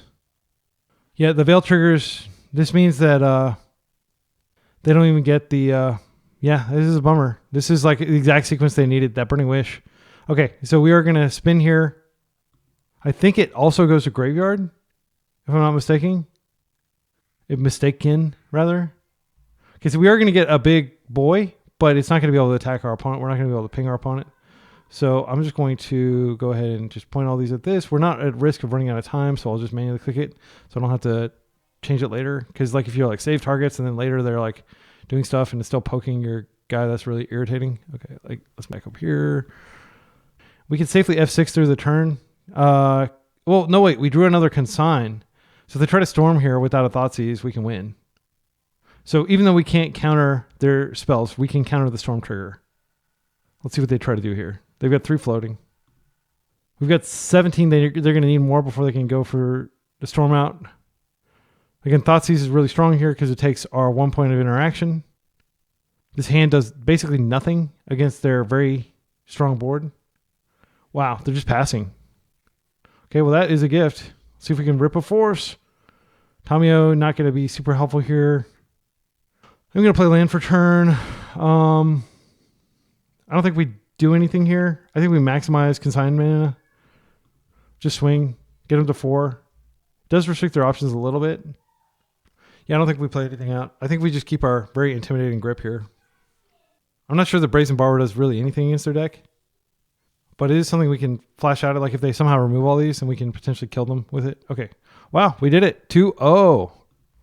Let's go to round 3. All right. Up against Doomsday, which is not a Wasteland matchup. This opponent is very dedicated to Doomsday. I've played them many times before. Let me just show you their sheer dedication to Doomsday. Look at that. Can you see that? Doomsday all the way down. Got a lot of leagues under the belt with it. Yeah, this is a snap keep against Doomsday. The Fatal Push is bad, but we have Tamiyo to develop. Ponder, Daze is a second form of interaction. Of course, turn 1 is going to be Thoughtseizing them. They did not mulligan. Street Wraith, right off the bat. Delta, fetch, Ponder, Disciplined, fetch of Island against, if they know anything about me, they know I always play Wasteland, because you have to always play Wasteland if you're trying to do anything control adjacent, which I do consider tempo to be control adjacent. All right, let's take a look at their hand. This elicits the Daze. I'll probably Daze back. But they have a few key cards that they have to defend, like Doomsday, the namesake of the deck. And if you can rip those, they are often on their back foot. And Daze is perfectly fine here because we're not going to be doing anything next turn. All right, so the Ponder is probably the most flexible spell here. They don't have any other lands. Brainstorm has the power of changing the composition of the hand, but I don't think they're going to want to necessarily do that. It's good to know about the Force. Murktide is almost certainly going to be our pitch to Force. I'm going to take Ponder because that's how they look for land. They need a black source to do most of their stuff. Do we Daze a cantrip? I think we probably do. Again, we're not necessarily doing anything next turn. If they Brainstorm, they're going off of Force to our knowledge. Okay, they found a land naturally. No, wait, they knew that was there because they pondered. Yeah, I'm going to let this happen. So they're going to be able to shuffle away some of this stuff. I mean, for all they know, they could be in a Doomsday mirror, but if they know anything about me, I don't play Doomsday. I'm not in that mindset of a combo player where you're just like, I hope they don't have it, but if they do, I think this is a Daze. We can preserve the Force and preserve information here. And if they force it through, that's fine. They're Dazing back. Okay, so they somehow produce a Daze from that Brainstorm. That is okay. I'm going to let them Daze me. Take the Force. I'm just going to take for granted we don't really know a lot about their hand, but I'm going to assume Force is in there. Yeah, they took the Force. I always try to predict, if it seems too cocky, they're always calling what their opponent's going to take or what their opponent's going to play or something like that. It's kind of like a way of checking my assumptions. And then if I'm wrong, then I'm like, oh, damn, I was wrong there. All right, so we take the Brainstorm. Their hand's not going anywhere. I mean, they could just have Doomsday on top. I'm going to take the Brainstorm. Next turn, we'll Ponder. We'll gradually deploy the Tamiyo once it's safe, but I want to find a Force just in case they find a Doomsday. Tamiyo will help us pull ahead. We can't cash in the clues anyway, so it's not that big of a deal. Personal Tutor, this is going to go get Doomsday, so we definitely need to Ponder into a Force. So their hand is currently Force, Dark Writ, Doomsday, so they can cast it next turn. It can't be Force, Dark Writ, Doomsday. Oh, Doomsday's on top. I'm sorry. Yeah, Doomsday's on top of the deck. Their hand will be Force Dark Red Doomsday. So we know that Force will work here if we can find it. Daze will not work. Yeah, let's see what we can find. These cards don't do it. This is a shuffle. We can't afford to wait around. We just had to get lucky and find a Force. We did not get lucky and find a Force. However, we can feign strength by playing this out. They already know about this, so we're not giving away any information. So Dark Ritual, Doomsday. Can they win immediately? Their hand is Force of Will. Their life total, irrelevant. Although dropping a Merc at this point would be able to one-shot them if they build a slower pile, but they know that, so I don't think they're going to build a slower pile. Because they would need to pass the turn twice for Murktide to work. Losing versus Doomsday after mulling twice. I think we mulled twice, right? On the draw, yeah. Not too surprising, but we are going to shred them subsequent games, hopefully. No, I kept 7. I'll stop trying to make my situation sound more dire than it actually is. Okay, we're going to do the BCD FOP. Brainstorms. 1, 2, 3. Okay, let's look again. Okay, they could have a brainstorm in their pile then. 1, 2, 3. Okay. Cyclers. Cavern's here. I'm not playing the Cavern. Cycler here. Cycler here. Okay, so I think they are going to do a slow pile. Interestingly, they have a Teferi in here. They have an Oracle, so they have a second Oracle. Okay. Days. 1. Usually 3. I see 3 here. We know there's a Force in hand. We can assume that they're going to draw a blue card for it. So maybe because they're going to draw a blue card for Force, they're not going to bother with the Cavern. Oracle, we counted petals. I see the petals here. 3 petals. 4 petals. So I think they're going to do a multi-pass the turn line, and I think we might be able to punish that with Brainstorm or with Murktide. All right. They do know that we have Fatal Push, so they are going to have to clear their whole pile. I didn't see LED in there. So Brainstorm plus LED, maybe they can do it. When they Brainstorm, they're going to get a blue card. I would just love to just draw a Force here and simplify this. We can't both have Netherglyph on the table and have Merc up. I am going to play the Merc, and I'm just going to hope that they screwed up somehow. I don't think living in a world where we Fatal Push and they don't have a Force is good enough. We have a window to stick a Merc, and if they don't win immediately, then we win. They can't draw 1, 2, 3, 4, 5. Okay, this is big enough. All right. Show me your moves. I don't think they can win. Am I wrong? They Brainstorm. They find like LED, a bunch of other stuff. Okay. They may have one Cycler, like an Edge of Autumn. They may not have to clear their entire pile. Floating Black, Edge. They're going to do something other than... What is this? I think this is just consider... Okay, yeah, they're going to clear their pile, then they're going to resolve it. Yeah, so holding up Fatal Push wouldn't have mattered. We did what we could. Their deck is very powerful, and they're obviously a very skilled Doomsday pilot. So, yeah, maybe it was foolhardy to assume that, like, maybe we should have cracked the pedal. If we drew a card, Bowmasters wouldn't have done it. Yeah, Bowmasters doesn't stop them from winning here. So we're kind of damned if we do, damned if we don't there. I am going to bring in Kaito just in case they're bringing in a fair plan. This is extremely good against the creatures that they tend to play. We are going to bring in the Consigns and the Force of Negation, I think. Because against Turbo Doomsday, like I wouldn't bring this in against the old Frog Doomsday, but against what they're currently doing, absolutely. We'll pull the Netherglyphs. I definitely want to pull the pushes, and I want to pull the spell bombs. And I think I can move some Netherglyphs back in. I can move all the Netherglyphs back in. Are there any other spells that I want to bring in? I don't want to bring in cards just because they're blue. I think that's a trap. I think Netherglyph is better than Bowmaster for the reasons I mentioned earlier. Like, it does actually get quite a bit done. It's easier to Kaito like off of a Netherglyph than it is to like take a turn to deploy a Bowmaster. They're not playing their own Bowmaster. Yeah, let's do this. All right.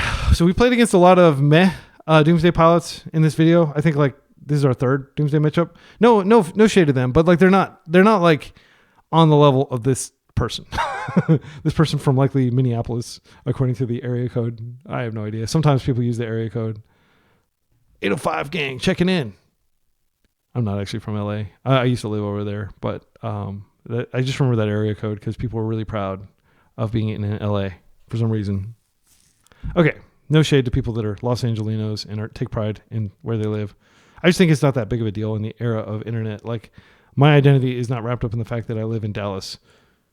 My identity is wrapped up in the fact that I am a dad who plays Magic the Gathering and talks to himself all day. Okay. All right, let's just start with the Thoughtseize. I mean, make them have the force. Yeah, and then I was so busy bantering that I didn't even really consider, like, is this a keep? But this is clearly a keep. Okay, so they can shred our hand, which is fine. I don't care about that. They have a Nile Spellbomb, which doesn't affect us. I think, man, they've got so much mana. I'm going to leave their mana alone. I'm going to leave the Nile Spellbomb alone. I guess I do take one of the Thoughtseizes. Yeah, this is a weird keep. It's like super passive. It'll be interesting to see whether they take the Bowmaster or the Tamiyo. Now that they can't take both now. And if you leave Thoughtseize in their hand, it's like later they can use it when they're about to go off to clear the coast, so to speak. I'm not sure if that's an expression. You can say the coast is clear, but clear the coast. That sounds like you got like one of those old. Have you ever seen the movie like The Wild Bunch? I think it's called The Wild Bunch, but it's like a Western kind of movie, and they've got like this big Gatling gun in this wagon, and they just mow down all the opposing soldiers. Okay, so they did take our Bowmaster, which is fine. They also fetched a basic, which is discipline to them. It's interesting that they're playing the basic swamp. They may have shown that last game.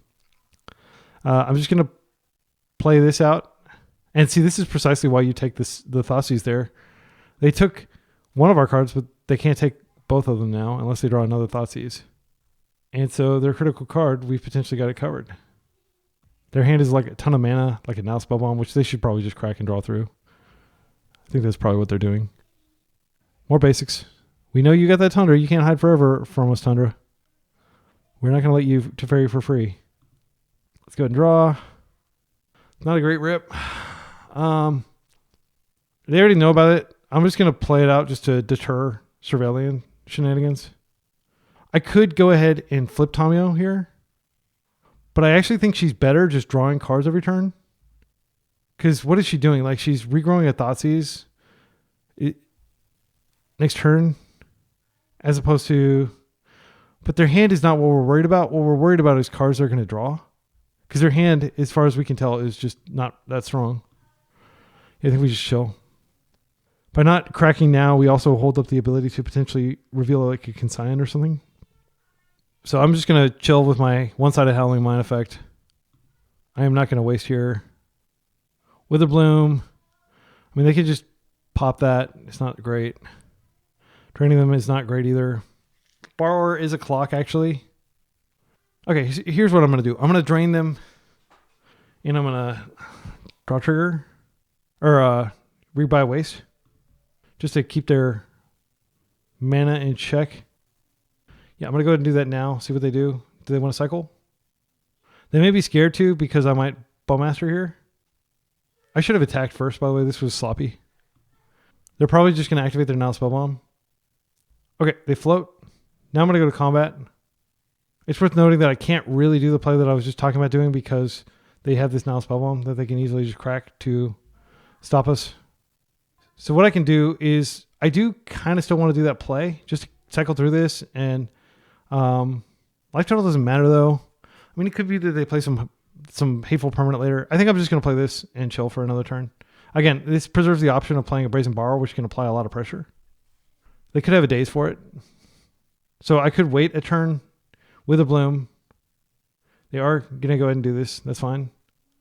Because if they drop something that I can kill, like a Bowmaster of their own, or if they tap out for like a Spellbomb that like I can blow up and deny them a card without them being able to draw a card or something like that, like that is something. I'm not in a hurry to end this game, that's for sure. The longer we have Tamiyo on our side, the farther ahead we get. Okay. I'm just going to go get a Trop, and we're going to crack. And I would love for them to try to surprise us with like a Bowmasters here or something like that. I don't think they play it. Okay. They are cracking. What are they doing? They're getting a Tundra. This could be like a Plow. She's generating so much value for me. I'm inclined to force here. It's been like an N for 1. I think we let it happen. We have 4 more in our deck. 3 more in our deck, rather. Can we draw a land? More land. My goodness. If I can find a brainstorm, it's so good. Because I can like brainstorm all this away and shuffle. I think I am going to go for a brainstorm. I'm going to do it off of this. No, I'm going to do it off this because I can fetch Underground Sea. I can't fetch Trop with my current configuration. Please just show me a brainstorm. My goodness. Thoughtseize is good. These cards are good. The main problem is we just have entirely too much land. If we take the Thoughtseize, I think it is worth taking Thoughtseize, but I'm worried that they just have a bunch of reactive cards in hand. But we are going to draw a Ponder here. I think it's fine to just play it slow. Life total's not a big deal. If we find a... after we shuffle this, we Witherbloom, we have a higher likelihood of finding something that positively interacts with their mana. I am a little bit worried about Teferi. This is like the dirtiest Doomsday game ever. And it's brought to be by me. I mean, like, I'm the one who's drawing it out. I have to take the initiative and kill them before they find the combo. If they just force this, I'll be fine with that. Thoughtseize is just so good against them because it's asymmetric. Like, they have to 2-for-1 themselves to stop it. Okay. So they did have the Bowmasters, interestingly. I don't really care about this. They've got so much land. We're not doing anything to disrupt their land. I'm just going to ignore the days. It's terrible here. I'll take the Bowmaster. Because, I mean, it is material. It can shoot down our borrower if they just hold it long enough. It's good to know that they're playing it. I joked about them playing it, but I didn't think they actually were. They do have a daze, so we can't Witherbloom this turn. We'll draw the Ponder, then we'll Witherbloom, get rid of that land. We could hold up this Misty in case we find another... in case we find a Brainstorm, so we don't have to burn this to shuffle away one of those lands. Okay, so I believe that was a known card. Yeah. So their hand is 2 lands, 1 unknown. Do I just want to Witherbloom just to clear a land? That feels bad. I think what I'm going to do is I am going to go ahead and fetch and just ponder. And then if they go ahead and stick if they have like another Bowmaster, which they may play all 4, who knows? Then we have the option of blowing it up. Let's fetch. I'll get an Underground Sea. I'm getting some lag in the thing, which is not good when, like, it's rare that I go to time against Doomsday. I did go to time against Doomsday in paper. This Murktide is, a potentially game-ending thing. I don't want this land. I can mill that away. I want to take the Tamiyo here. No, I'm going to take the Murktide. I want to take the Murktide first. Because, I mean, if they're doing nothing, this puts pressure on them. And we can do it with double daze protection. 1, 2, 3, 4, 5. This will take 3 swings, assuming they don't use their life total as a resource. All right. I'll force basically anything they put on the stack, knowing that, like Teferi, stuff like that. Okay, so their hand is daze to unknown. I'm going to go ahead and attack. I would love for them to play like a Bowmaster or something, but there's no reason they would do that here. Now I'm just going to Witherbloom, drain them. This reduces the clock a little bit. Target player mills 3 cards, and I will drain. This means that they can no longer fetch or force. Wasteland, I think it's better than these other lands. I'm going to take it. I am going to go ahead and waste them. I'll waste them off one of these black sources, just in case they naturally rip Doomsday, and they have to Dark Red to get it out. All right, holding up a lot of interaction. I could have definitely Tamiyo there. If they remove this, I can't really play a... Okay, they're going to go for it. What is this? The One Ring. I think we just force here. They have days unknown. They could have a force. I don't want them having the bubble. I don't want them having the cards. I'm going to pitch... I'm going to pitch Borrower because Tamiyo can draw us back into this game if we need to. Days is okay. It's not spectacular. I'm going to go ahead and attack first, and then I will play out Tamiyo just as, card draw engine in case they can remove this, but they're not going to be able to remove both. They're going to know that we don't have a force. We've tapped off of Hardcast Force. They have another One Ring. We can daze it. Brainstorm's fine. I'm not sure what they could find here. They could find Teferi to bounce Merc back to hand. I can daze that. They could find Plow. That would draw out the game a little bit longer. I'm drawing to Witherbloom, drawing to Bowmaster. Okay. All right, game 3. I don't think we make any substitutions. I mean, the fact that they're playing their own Bowmaster does kind of make me want to play Bowmaster. We could put the Bowmaster in over the Nethergoyf.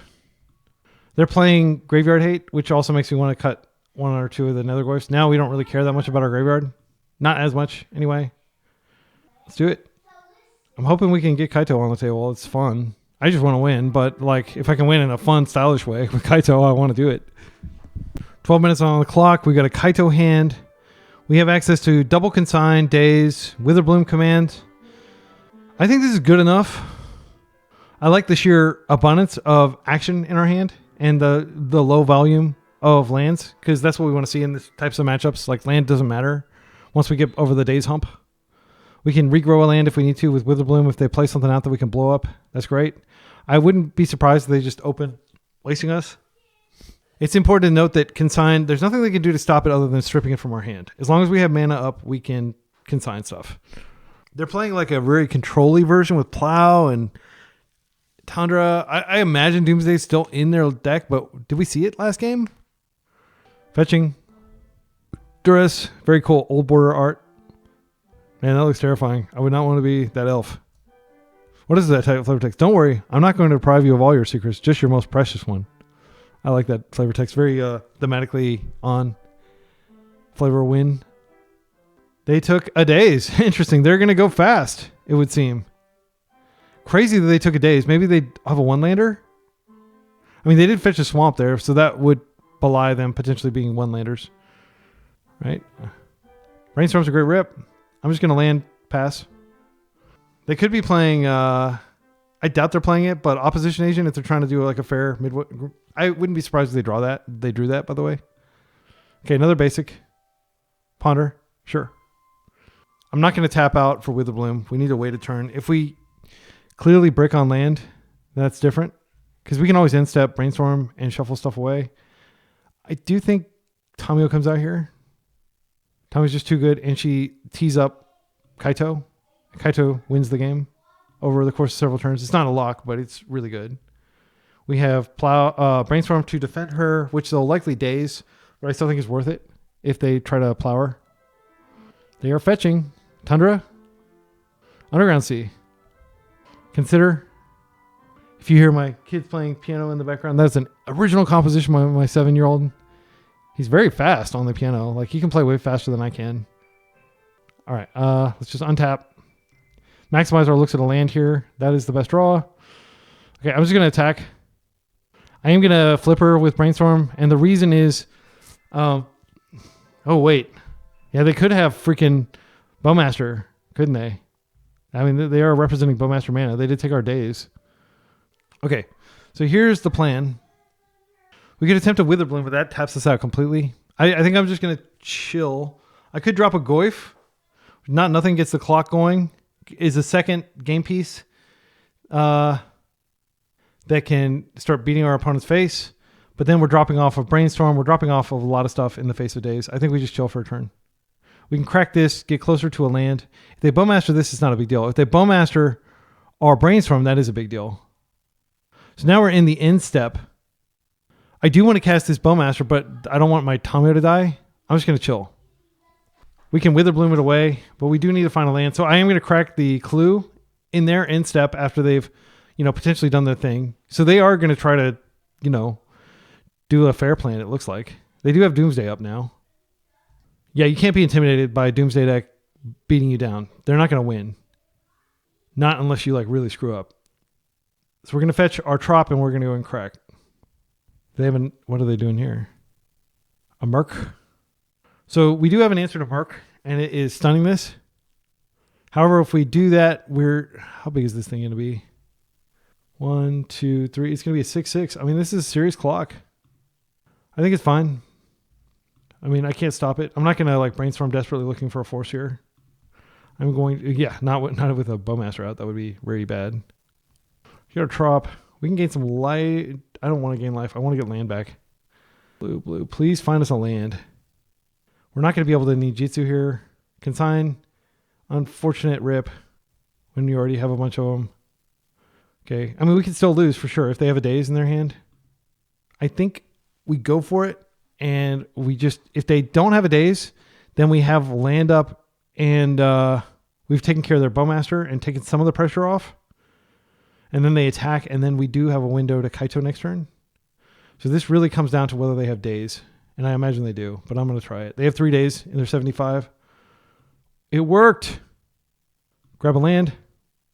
At this point, I don't think it's worth holding up. I think we dropped the Nethergoyf just as a second way to attack. It can also block this Orc army and reduce our death rate. I just coined a new term. I'm sure that's some term used by actuaries or something like that when they're trying to like figure out insurance policies. If we can get Kaito on the table, we can stun this and we can still win. Tamiyo's not attacking into death. They have another Bowmaster. They are going to shovel some dirt over us. Fetching. This could be an instant Bowmaster. It's just a Surveil. That's a little bit more of a relief. We don't know the composition of our opponent's hand. We've never been able to Thoughtseize them. All we can do really is hope that Kaito hits the table. And I'll hold Nethergoyf back to block the Orc army. Please don't have anything. Come on, you're a freaking combo deck with like Lotus Petals and stuff. You can't have stuff every turn. We don't have any interaction. If they Doomsday here, it does make the Murktide larger. There's the Doomsday. Murktide gets larger. If they don't do an aggressive stance, Kaito can win. They may just be able to win anyway here. But they may take a more conservative thing because it's been a while since they've hit our hand. They hit our hand turn 1. It's now like turn 6 or something, turn 5. So we've drawn 5 cards since then because we did crack a clue. So it might be safe for them to build a slower pile. They are going to exile, I think just 1 instant and sorcery is, I don't think the Doomsday itself gets exiled. It goes to the graveyard. All right. So one little tip is look, they didn't select any of the cards in their graveyard. So that's helpful. Okay. They get 1 trigger, I think. Yeah. 1 trigger. I'm going to go ahead and do the BCD. So Brainstorm. 1, 2, 3. They have a Brainstorm. Cyclers. There's the Cavern. I always look for that when I'm looking for Cyclers because it also starts with C. Edge. They have double. Unless they boarded them out. They may have boarded them out. Because we do have Bowmaster. They may have boarded out the Street Wraiths. Days 1, 2, 3. I think those are all accounted for.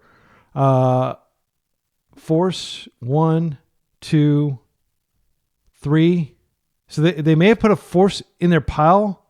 It does not make sense for them to not force that Witherbloom Command. I think it's too strong. They should have forced it if they had a force. So, and I can't imagine them going down to 3 forces. Okay. Oracle. I think they always put an Oracle in the pile just as an alternate win con in case we can address this stuff. I don't see it. And then P petals.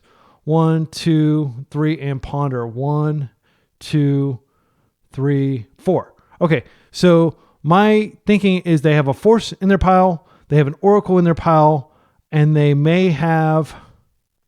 almost certainly have a brainstorm in their hand or in their pile. I don't see LED here. They may take it out, but they may have it in just as like a quick way to win. We'll see in a second. But that is my assessment. Like probably LED, probably brainstorm. We accounted for 3 of the 4 petals. They could have a petal, but I don't think they need one. They have so much mana. It's pretty terrifying. All right, so this triggers. I'm down to 6 minutes. I need to play quickly because there is another game, I believe. Wait, is this game 3? This might be game 3. It's embarrassing that I don't know which game it is. I think we won 1, and I think they won 1. So if they attack, I'm just going to let the Murktide through. They don't attack. Okay. So this means that we can't Kaito. Do they know about Kaito? They do. I think they saw it when they initially looked at our hand. All right, let's talk about what we can do here. Consign does stop Oracle trigger from winning. They didn't attack there. Oh, I didn't check to see if they have Thoughtseize. Let's do that real quick. Since we're convinced this is game 3. I'll be very embarrassed if I'm wrong. 1.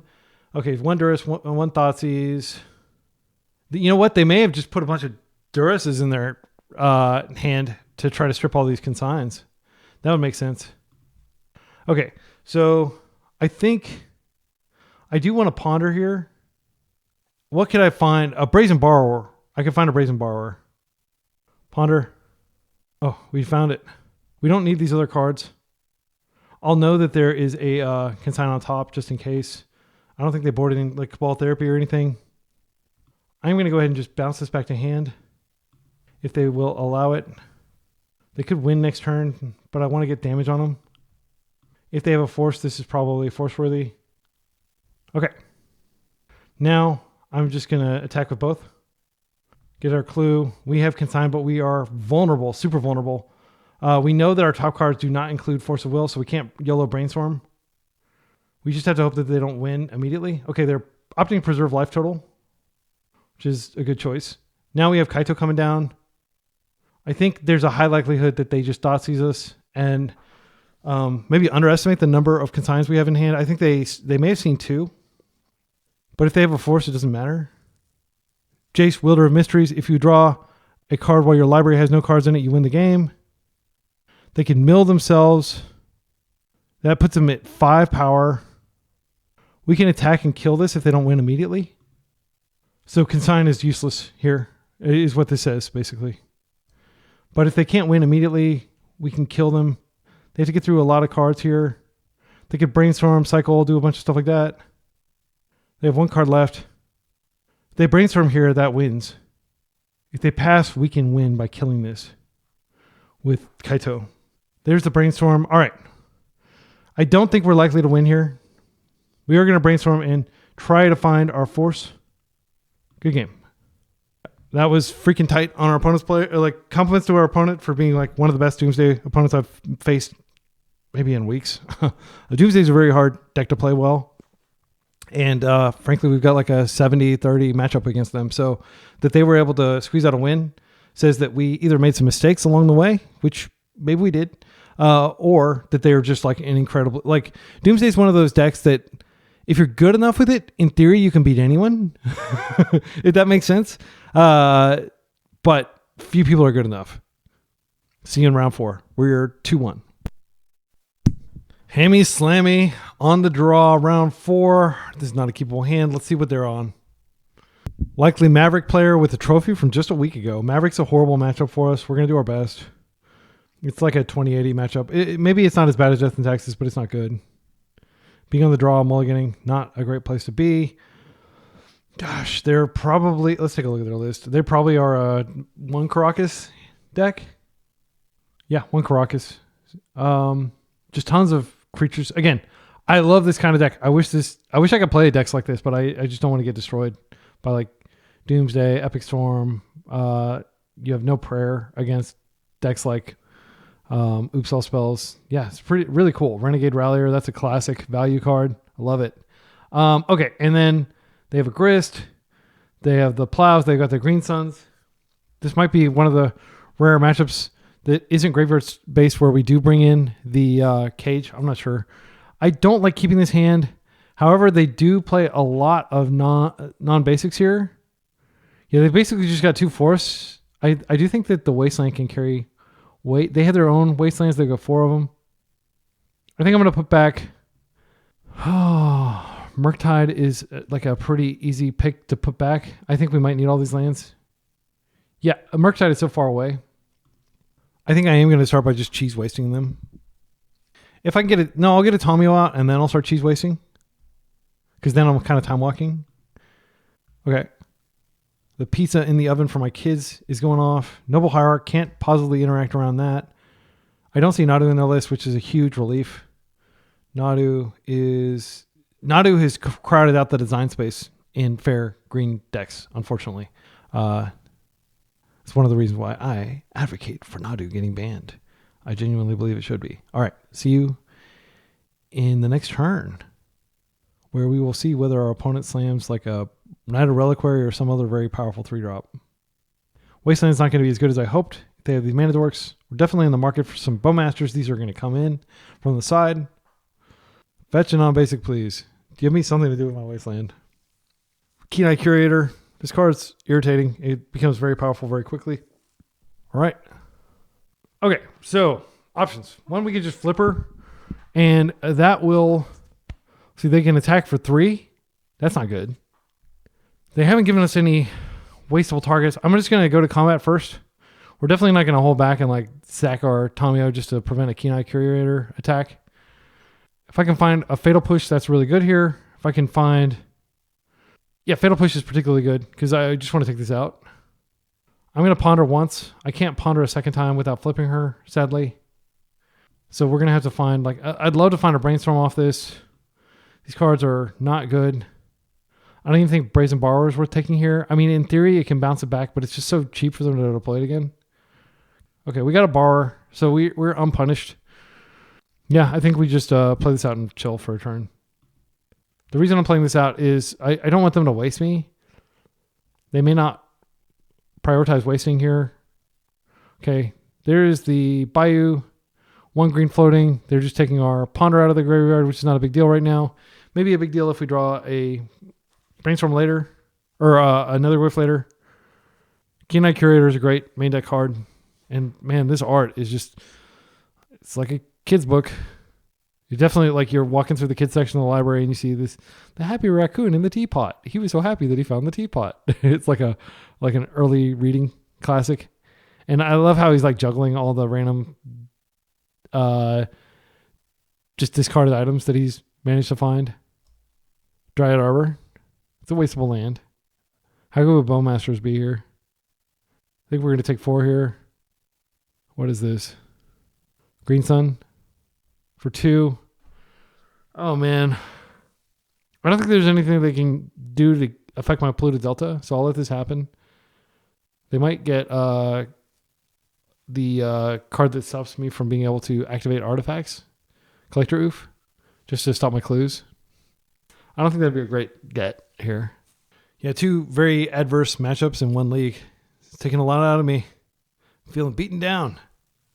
All right, Fiend Artisan. That is a card that we will need to deal with. My goodness. I mean, currently we can just poke it if we find the Bowmasters. Bowmasters is the best draw in our deck for sure. We'll take it. We'll take 4. We don't have the Surveillance. We've already shuffled. There's no point in doing anything there. We can bounce Keen-Eye Curator out of play. And it has to be with this instance of it. If you bounce it, like, it doesn't get to keep those. It's not like Void counters with Douthie. Oh, Witherbloom Command. You don't say. This is going to be freaking cracked. All right. Let's go ahead. I am going to waste them here, I think. Go a Trop. Do I want to waste? So I'm going to definitely minus that. Yeah, I'll regrow a waste. I mean, they do have non-wastable lands in their deck. I don't think they have a way that they can interact with this. I think this is just going to blow them out. Now, we could put enough types in our graveyard that they're able to exile a bunch of stuff and kill us with this guy. Wait. Does that have a hexproof or something? Why can't I choose it? Oh, I'm just getting the freaking spinner. It's hidden under the mana symbols, but okay, good. I'm like so relieved. Let's grab our Wasteland again. We got plenty of colored mana. I mean, I'll feel bad if they waste me off green, but it's not like that instrumental to our plan. I am going to create another clue. So that was pretty good. That was like a 2-for-1. I don't know how impactful it is going to be. Again, that Keen-Eye Curator is just soloing us as is. We did put a lot of types in our guard. My plan is to bounce Keen-Eye Curator out of play next turn. Hopefully it doesn't do 8 damage to us, but it could. It can exile creature, creature sorcery instant, or creature sorcery land, and then it can deal 8 to us, and that's pretty catastrophic. You know, but they have to go all in. They have to use all their mana, and then I can bounce it out of play, and then they have to restart the process. And maybe we draw a force for it. We're going to take 8 here. It's going to be brutal. Or 7. It's just 7. No, wait, 8 because of the Noble Hierarch. My original math was correct. Okay. All right. We're clinging to life here. This 2 mana card just soloing us. We unfortunately milled Witherbloom Command, which is one of the best draws in our deck. Wouldn't mind a Murktide. Okay, Force is great because now we can force this on the way back down. I do want to flip this. I can't flip it unless... Yeah, I can't both... Okay, I'm just going to play this out. Do I want to waste this? I can waste this and reduce their resources even further. And then I'll just pitch the Ponder. Let's get this out of play first. I just want to make sure it is indeed gone. Okay, and now we can attack. And I am going to just waste this to restrict their resources a little bit. And I'm almost certain that they're just going to replay. But they could play something even scarier. I just want to bridge to the mid game where we have clue activations up. It's possible that it's a mistake to waste this because they have so much mana already. But their deck is pretty mana hungry. Next turn, we'll be able to crack one clue. And maybe waste them again. Plow's fine. It's already like a 3-for-1. No thank you. All right, now Bowmasters would be great here. Shut them off a lot of their colors. But I will just take clue activations too. That's fine. Murktide is what we are after. My goodness. They just used their plow. Let's do it. We might be able to tempo them out. It's a long shot. Bye-bye, Yellow Brick Road. Graveyard. And it's goodbye, Yellow Brick Road. Classic Elton John song. All right, Savannah, do you have the plow? You have something even worse. Night. Night is scary. Night is gigantic. All right, we're looking for Fatal Push here. We have Clue Activation. Come on, we have 4 Fatal Pushes in our deck. Don't do this to me, deck. I'm going to go ahead and just go for it. Ponder. Ponder can still find us the Fatal Push. Come on, 4 Fatal Pushes. Don't do this to me, deck. Brainstorm. Oh, we just have to freaking chump. We have to chump. This is terrifying. Yeah.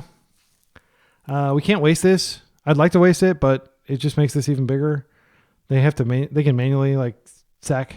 Hopefully they just don't attack in, but I can't attack in. I have to chill. Yeah, they can just trade basically if they have a way to get a land in their graveyard like a Wasteland.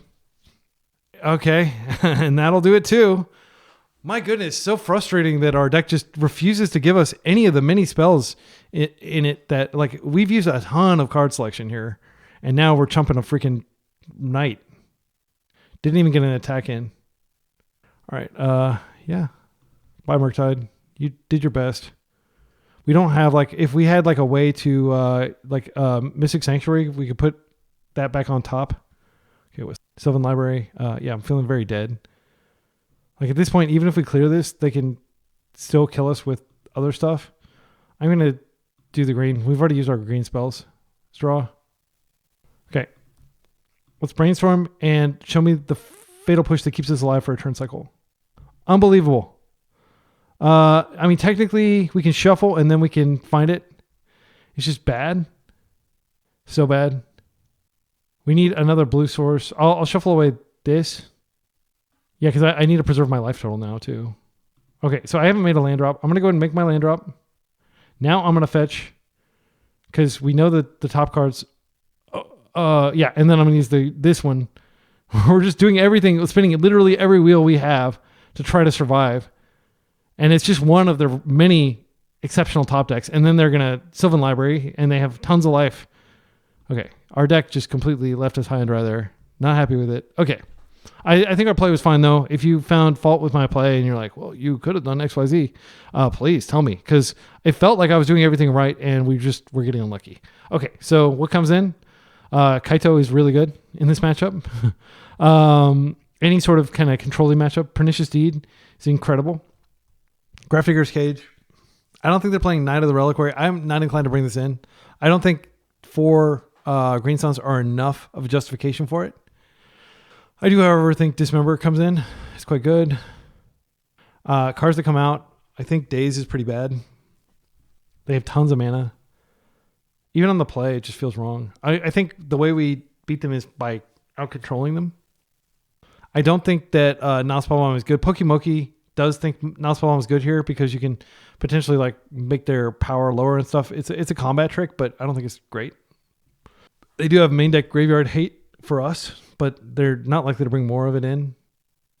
Force is good because you do need to be able to stop those, Knight of the Reliquary type spells. They didn't show us. They're probably playing Choke, which just KOs our deck. Like we don't have any swamps or anything. So we are going to need to stop that. But if they're able to resolve that, the game's just over. We don't have to play anymore. So that's a relief. Oh, man, what a nightmare matchup. 2 nightmare matchups in one league. We want to go against combo decks, not these fair decks that are, so strong against blue decks. Blue decks beat the combo decks. The fair decks beat the blue decks. The combo decks beat the fair decks. That's how it works. That's the circle of life in Legacy. Pernicious Deed seems so sick if we can resolve it. A lot of this is contingent on us having a lot of land. They are playing 4 Wastelands and more ways to find it. I am going to bring in this island just as a coward. Mana is very important in this matchup. Yeah, especially taking out the dazes. I think we can do that because we're not going to be jamming up our hand with like lots of dazes. So we've just dramatically upgraded the quality of our deck. This is one of those, basic island into Tamiyo. But that is not a path to a second land. If they waste us, we're just so set back. I think we do keep this, though. I don't want to go down cards. I'm just going to try to find a basic before they can KO us. Or, I'm sorry, a second land before they can KO us. I don't want to risk them wasting us out of the game. That's why I brought the basic in for hands like this. And if we are able to stack up some clues, the game is going to go on for a while, so it will be an N for 1 if we get even a single attack in with her. It's just sucks that she can't really do anything to help us find a second land at the beginning. We just have to get lucky and draw it. I will not force the defender, I don't think, because she's not a path to victory. Like, we need to stop their KO spells and naturally draw lands. When I say KO spells, like, yeah, this is fine. I'd love to punish it, but it's not worth forcing. Again, we need to focus on the long game and be very patient here. The game gets worse the longer it goes on, which is sad, but true. And we're stuck on 1 land, hoping to draw a second one. They are very keenly dialed in on the fact that we missed our land drop here. That's cool art. I don't think I've seen this Noble Hierarch art. I love how she just kind of like almost completely blends in with the background, just like she's one with the forest. It's a very subtle thing that they did there. She protects the sacred groves from blight, drought, and the unbeholden. I think the unbeholden mean like the unknown, scary stuff. All right. They have perfect mana. All 3 of their colors. Can we rip a land? They might as well attack in. Okay, this means they may have endurance. Oh, well, I'm going to force an endurance if that's what they're going to do here, just to protect my Tamiyo, but I am going to cash. I'm not going to play scared. I think, sadly, the pitch might be Kaito. They didn't have it. I think Borrower is probably the pitch. They'll just redeploy stuff. Okay, let's think about this. They could have Veil, which is horrific for us. But, I mean, they're going to burn the Veil when they Thoughtseize us. The main thing is this speeds up the clock, hastens our demise, and it does make, like, any sort of cantrip we might draw, which might be able to get us a land more painful. I am going to force this. I'd love to force bigger things. I'm going to hold on to hope that Kaito matters. They didn't Veil. Okay, that's good for us. So I was worried about endurance, but Bowmaster in some ways is even worse. So we've got 4 mana now. This is a gigantic questing beast. This would have been good to force for sure, but I stand by my earlier decision. We didn't have this information that they were going to be playing this. So we're going to take a lot of damage. Tamiyo should never flip now because she'll just die upon combat. Taking 5. We're going to die very quickly. We can kill this with a fetch into Underground Sea, though. All right, Underground Sea by itself doesn't do it, sadly. We can't actually block this at all. I don't want to cast Thoughtseize because we might need every point of life. I think what we do is we just ping this, and I'm going to do that now to reduce their creature count. And then we're going to take another crack. And then hopefully they don't have Fatal Push. There's no way that we can turn on Revolt here. Sadly, we don't have enough mana. So we just have to hope to fade. This doesn't have reach, does it? It has a lot of abilities. Okay, it doesn't have reach. They still got 4 cards in hand. Like, I think we're like 5% to win this game, but I'm going to fight. You know me, I don't scoop. I am a Reed Duke wannabe. Reed Duke never scoops. He will play to the bitter end. And I love that about him. He is definitely, like, in my humble opinion, he's one of the best, like, I guess, role models in Magic. Yeah, this is fine. I don't even care about these. I can't crack these. It's too bad you didn't do this before I before I cast this Bowmaster, because I would have happily. Man, I think that was a bad play. I think that was a really bad play. What's the point? Why is this in your deck? I don't have any. Yeah. Okay. Well, my hope just went up a little bit. What did they exile to do that? Outland Liberator, because they have lots of enchantment kill. Like I don't have any enchantments or instants in my deck, or artifacts in my deck. Barrogoyf, another must kill permanent. Sadly, at least we can chump this one. Or we'll take 4. Questing Beast is going to be the one we kill here. We draw a land. We could Kaito. We could stun this. We could chump. That's the line. They're going to gain a bunch of life here. Yeah, we have to stun the Questing Druid. Is there anything else we could do? We can't Fatal Push either of these, sadly. We could crack and then we could Fatal Push. I think getting Kaito on is the priority, though. They'll have tons of mana. We stun this for 2 turns. We chump. Then we Fatal Push. We plus. We stun again. The subsequent turn. I think it has to be that way. I think we're now maybe 10% to win this. Thanks to their sequencing with the... okay. And if they want to blow up this other clue, that's fine with me. All right. Block step. Black. Blue. Kaito. Return this. Kaito hits for 3. The life total doesn't matter. They can figure out a way to like wipe these somehow. Like got like a Plague Engineer or something. Then they'll be able to get a clean crack. Let's tap this. Now Orc Army takes the first swing from Barrogoyf, and then next turn we Fatal Push the Barrogoyf.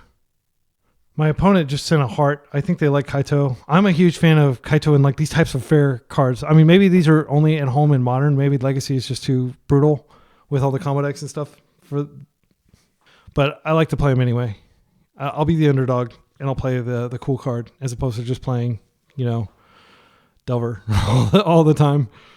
Even if Delver is like the most pure, efficient form of tempo, I'm going to rage against that. Dying of the Light.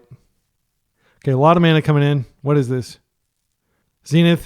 What can they get here that's impactful? I think they can't get a Plague Engineer. This does not grow their Barrogoyf either because it gets shuffled back in their deck. And we don't have a sorcery type. So it reduces the amount of life they gain by getting shuffled back in. Grist! No! Okay, so now he has to deal with Grist as well. And Grist can kill Kaito. This is very bad. Have you ever seen that movie, Very Bad Things? It's like a very dark comedy. It probably would be completely canceled if it came out today. This is worse than that. All right, we chump. They gain some life. They do not get the mill. All right, hear me out. We plus here. We kill Grist by pinging this insect token. We drop a Goyf. Yeah, I want to kill Grist. We hit the guy's cradle. That restricts their mana quite a bit. Okay, let's think about this. So, first things first, this is definitely going to get plussed. I hate to just throw this Bowmaster in front of Barrogoyf. Okay, so I'm going to play quickly because we've got like 11 minutes on our clock. I'm going to go ahead and push. I mean, there is the like unlikely but possible line of us cracking and finding like a Bowmaster. We do have the mana for it potentially. I'm going to play this out. I don't know that actually restricting their mana is the play here. We can't actually play out the Nethergoyf. I think I need to play this out. Let's go ahead and just attack here. And I think I might actually chump. Let's kill Grist. I am kind of thinking that maybe drawing a card is better than wasting them here. I'm just going to pass. We'll see what they do. Actually, if they have Bowmasters, it is correct to go ahead and draw immediately rather than wait.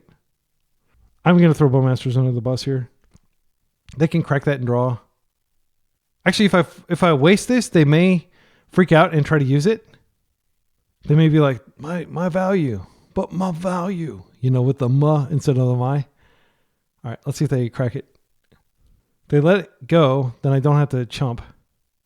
They are drawing a card. Okay, so we get a ping here, and then we get a free block. So, yeah, I hope that was worth it for them. Okay, now they get to gain a bunch of life. The clock. My clock. I'm not feeling like I'm going to be able to win 2 games in 9 minutes. They're gaining so much life off the Barrogoyf. We have to find... Okay, what are they doing here? 4-drop, Leyline. That's not a big deal. Hardcast. They shouldn't even bring that in against us. Okay, so I think... I'm going to start by drawing a card. Another Tamiyo. That's a chump. I think we do need to attack. We need a stun and we need to attack. I'm going to play this out. I'm going to limit their mana a little bit here. I think that's correct. I could flip Tamiyo. I don't think that's correct. I'm going to drop another Goyf here. It's as big as it'll ever be probably. I'm going to go ahead and go to combat here. I'll just attack with Kaito and I'll create a clue. I think Bowmaster is going to be the one that goes under the Bear Goyf this turn. Got to play faster. Stun, since that just gets through all my stuff. Next turn, we do have Tamiyo flip. Tamiyo cannot buy back. Well, Tamiyo can buy back a Fatal Push, actually. That's good. It shrinks my Goyf. No, it doesn't shrink my Goyf. What bomb do they draw this turn? Fiend Artisan, that's a good card. That is a very good card.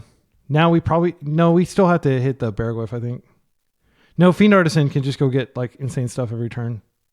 Yeah, we have to hit the Fiend Artisan. This bear... Like, they just have such a density of insane cards.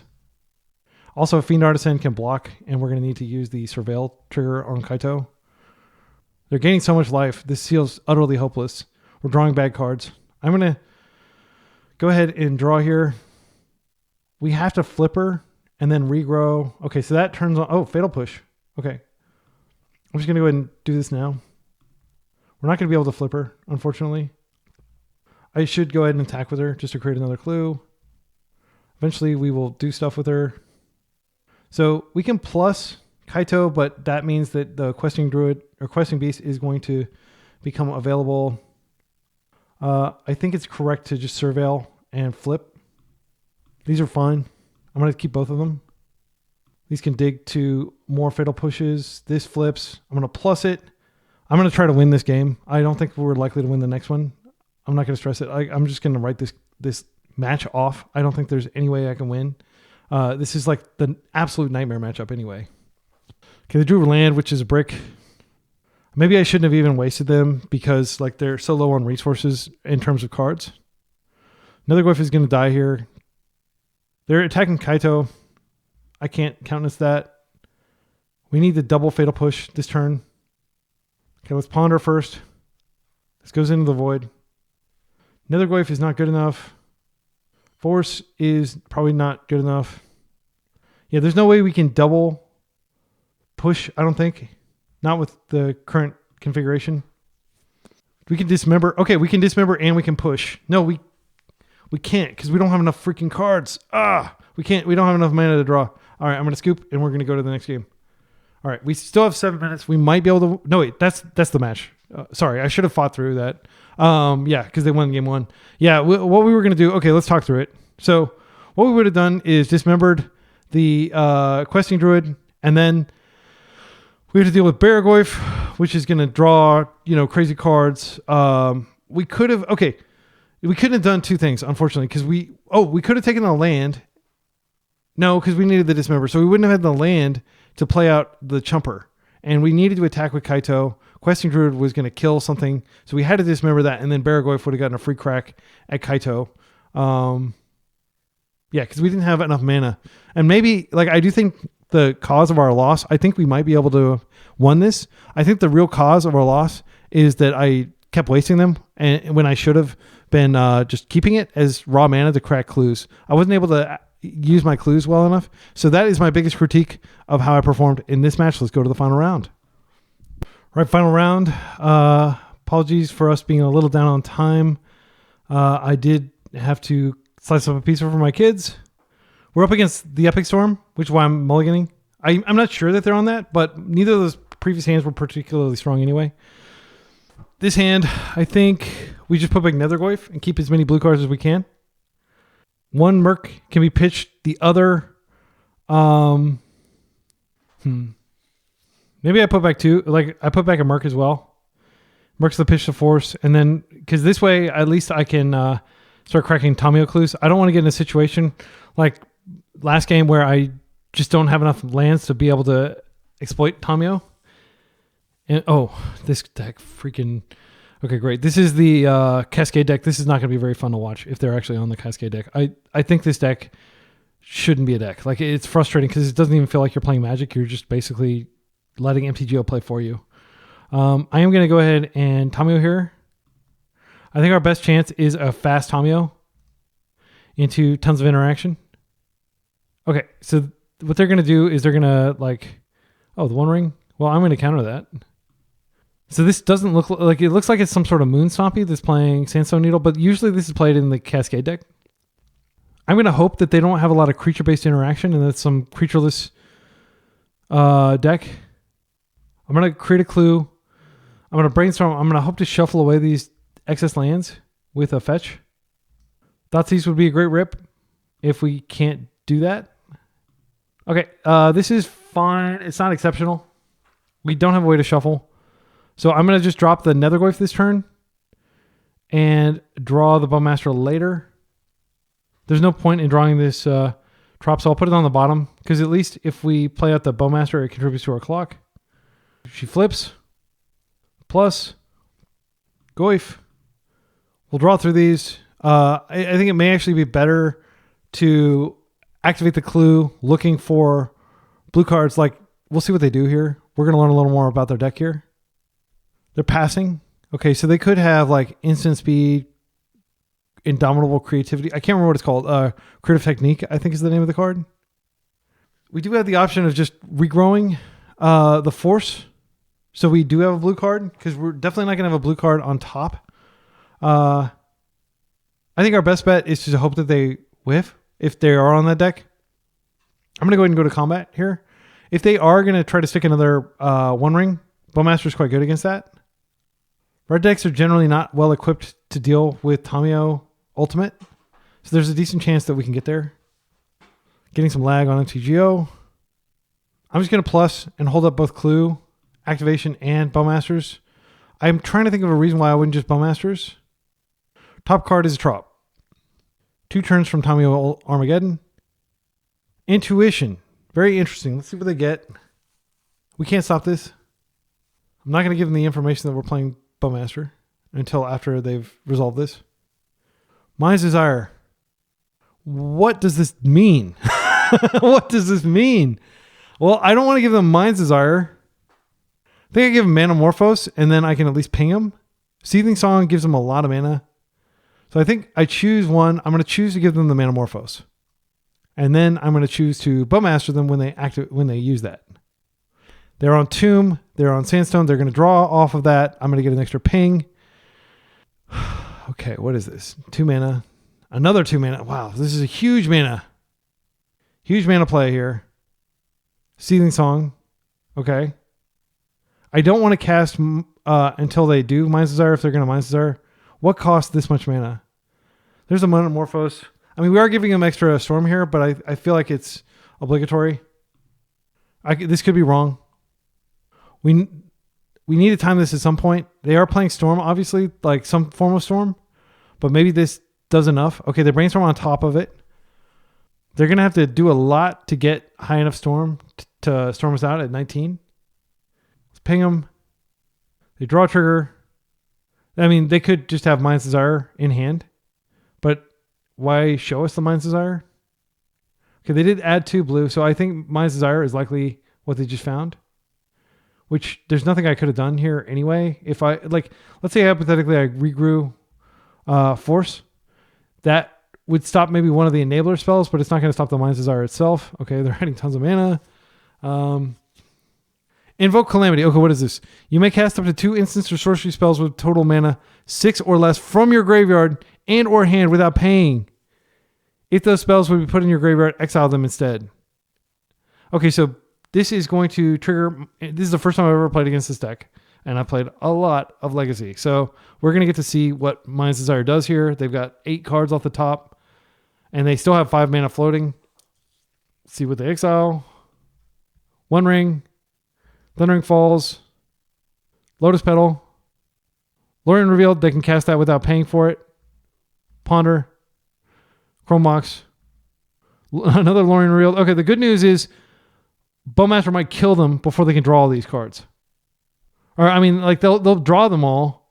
Because now they get the trigger, protection trigger. I am going to start poking my own army. They're going to get so many cards here. If they find another Mind's Desire, it's GG for sure. Desire into Desire is always GG. I should save targets because I'm going to be poking that a lot. So if we get a turn, we definitely win. So there's no real decision making. We just attack. Well, wait, actually we don't win because they got the One Ring. Okay, I'm just going to poke. We got plenty of time here. All right, we got a beefy orc. Pedal. It's 7 cards in their grip. Oh, they have the tendrils too. I didn't see the tendrils, so we're dead. I'm not going to let them know we're dead. I'll just let them eat some clock. I'm going to F6 though. When did they get these tendrils? Was that off of, maybe I just blanked, didn't see it, but yeah, we're clearly dead to tendrils, which they can cast for free. Okay, so the good news is we're going to just completely shred this deck. I'm going to fight like heck. I do not want to lose this deck. I consider it a point of pride that, our deck destroys combo decks. So how do we do that? Well, Bowmasters clearly is going to be good. Witherbloom can potentially destroy something. Did we see? Yeah, we saw like Lotus Petals and stuff. I think it's not exceptional. But what's really good here are these cards. These are all coming in. Lots of red in their deck. Days, not amazing against their type of deck, but it could be good. Okay, so what comes out? Fatal Pushes come out. I didn't see any creatures. Spell Bombs come out. We could cut the Nethergoyfs. They don't serve as any sort of lock piece is the thing. Witherbloom Command being able to recur Graveyard and drain life might be consequential. I think we take out the Nethergoyfs. We showed them Nethergoyf. Maybe they bring in some like anti-graveyard stuff. I don't know. Main thing we want to do is Thoughtseize and get like Tamiyo going and get up on cards enough to the point that we can stop them. Our win con, Murktide, good enough. Orcish Bowmasters, like they're gonna kill themselves just through drawing cards and stuff when a Bowmasters is out. I like this because they may have some sort of anti control tech, like Defense Grid is one of the most common ones, and we can blow it up cleanly. This is a keep, but I always like to wait for a minute. I didn't see any Blood Moon type effects, so it doesn't matter. We didn't bring in a basic. I'm just going to keep this, and then we're going to Thoughtseize them. And then we're going to hopefully ponder into land so we can Bowmaster later. They mulled a 6. All right. So that card that we saw last turn, I think it was like 4 red or something. It was a ton of red. So they are doing damage to themselves. They're destroying their own mana base. They have like lands that die and stuff. So my hope is that we can just out card quality them. Invoke Calamity. Yeah, 4 red. That's crazy. So the most obviously dangerous thing they have here is Mind's Desire. However, they're pretty far from using it. Invoke Calamity can actually... So we have to kind of like Thoughtseize twice. We have to get the Invoke Calamity and the Mind's Desire. If we take Brainstorm, they have Pyro up. They may Pyro our Brainstorm. We can counter Invoke Calamity. It is counterable, but we can't counter Mind's Desire. Gosh, I think it's probably the Pyro. No, that doesn't feel right. But I mean, it is like a clean way they can answer our force. Yeah, I'm going to take the Pyro. Okay, next turn, we're going to Ponder. We're going to get our Bowmaster out, and we're just going to try to win with this one Bowmaster by just like surgically disassembling the bomb. Sandstone Needle.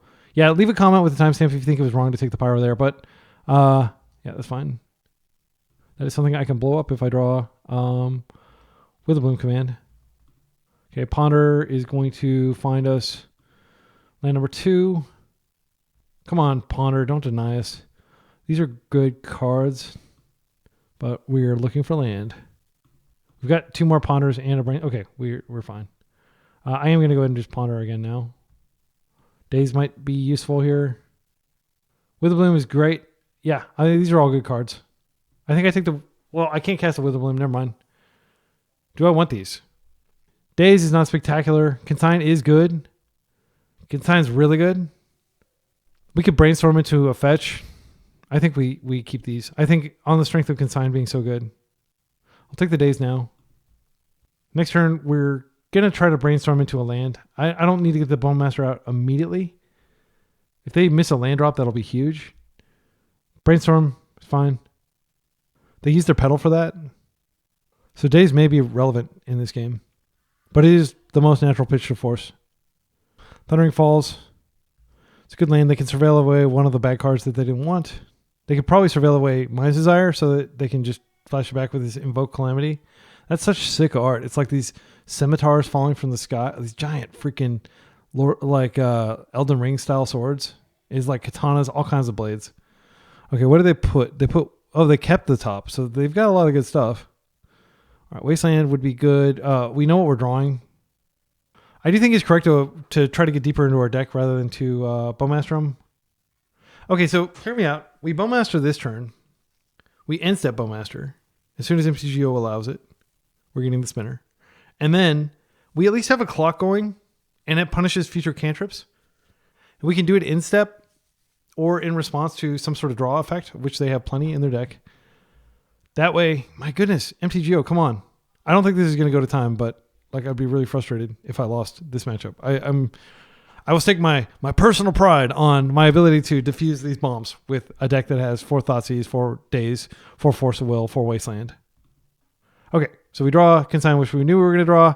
We're just going to pass with Consign up, and then we can brainstorm next turn. We know the top card of our deck is not a land, but it is a good card that we hope to draw. This Petal is fine.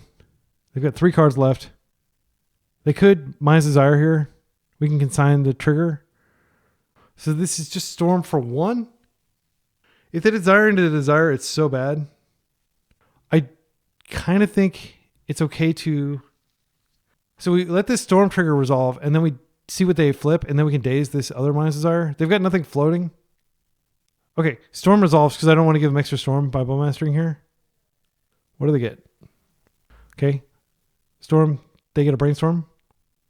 Okay, I'm not going to do anything because I want to Bowmaster the Brainstorm and they have to cast it this turn.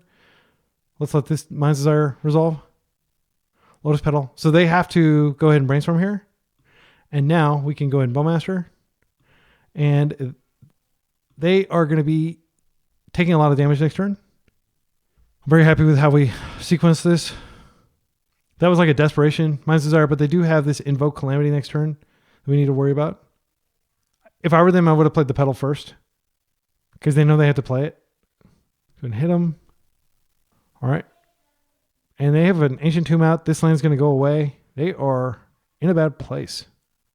Petal comes out. That's fine. They do have quadruple red. 1, 2, 3, 4. Yeah, they do have the quadruple red to flashback Mind's Desire, but it won't do a lot. So I think this is a turn where I want to Brainstorm to find a land. I'm just going to go ahead and do it first. We didn't find land. We did find Pyro. We found a second Daze. I'm going to put this back. I don't think this is going to be relevant this game. Second Bowmaster is also probably not relevant this game. Okay, let's attack. And I may have said Pyro. We found a Hydroblast. The blue blast effect. And the reason you play these... sorry, I won't tell you. You already know. The reason you play these over a blue blast is because you can target nothing or you can target anything and still get it in your graveyard if you need a Merc. I'm going to let this happen. This puts them dead on board. I'll be stunned if they can fight through all this hate that we have in our hand. We have a hat full of hollow for them here. Okay, so this is just blasted. And then we have double Daze to stop whatever they do here. I don't think it counter target spell if it's red. Yes. Cast. They force. We could double Daze here. I'm just going to force back and hold up the Daze. Okay, we won. All right. We didn't learn anything new about their deck, I don't think. I didn't see any sideboard. Like, they brought in the Pyroblasts. That was something, and I am glad that I grabbed the Pyroblast. We didn't see anything worth Witherblooming. Witherbloom was a dead card there. It's possible that Kaito is better if we get into like a stalemate type situation than Witherbloom. At the same time, if they do just get us with like a defense grid, that's going to be embarrassing. I think I'm going to cut 1 for a Kaito. Definitely don't need 2. All right. Final game of the league, of the double league video. I love publishing these double league videos. If you like them, leave a comment with a timestamp. Like, hey, I love double leagues.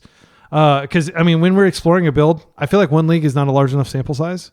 I understand Bosch and Roll has like all these other business related stuff he has to do for his channel, like find sponsors and all that stuff. But I would love for him to publish double leagues too. Like, I'd love that to be more of a thing than just publishing 5 videos.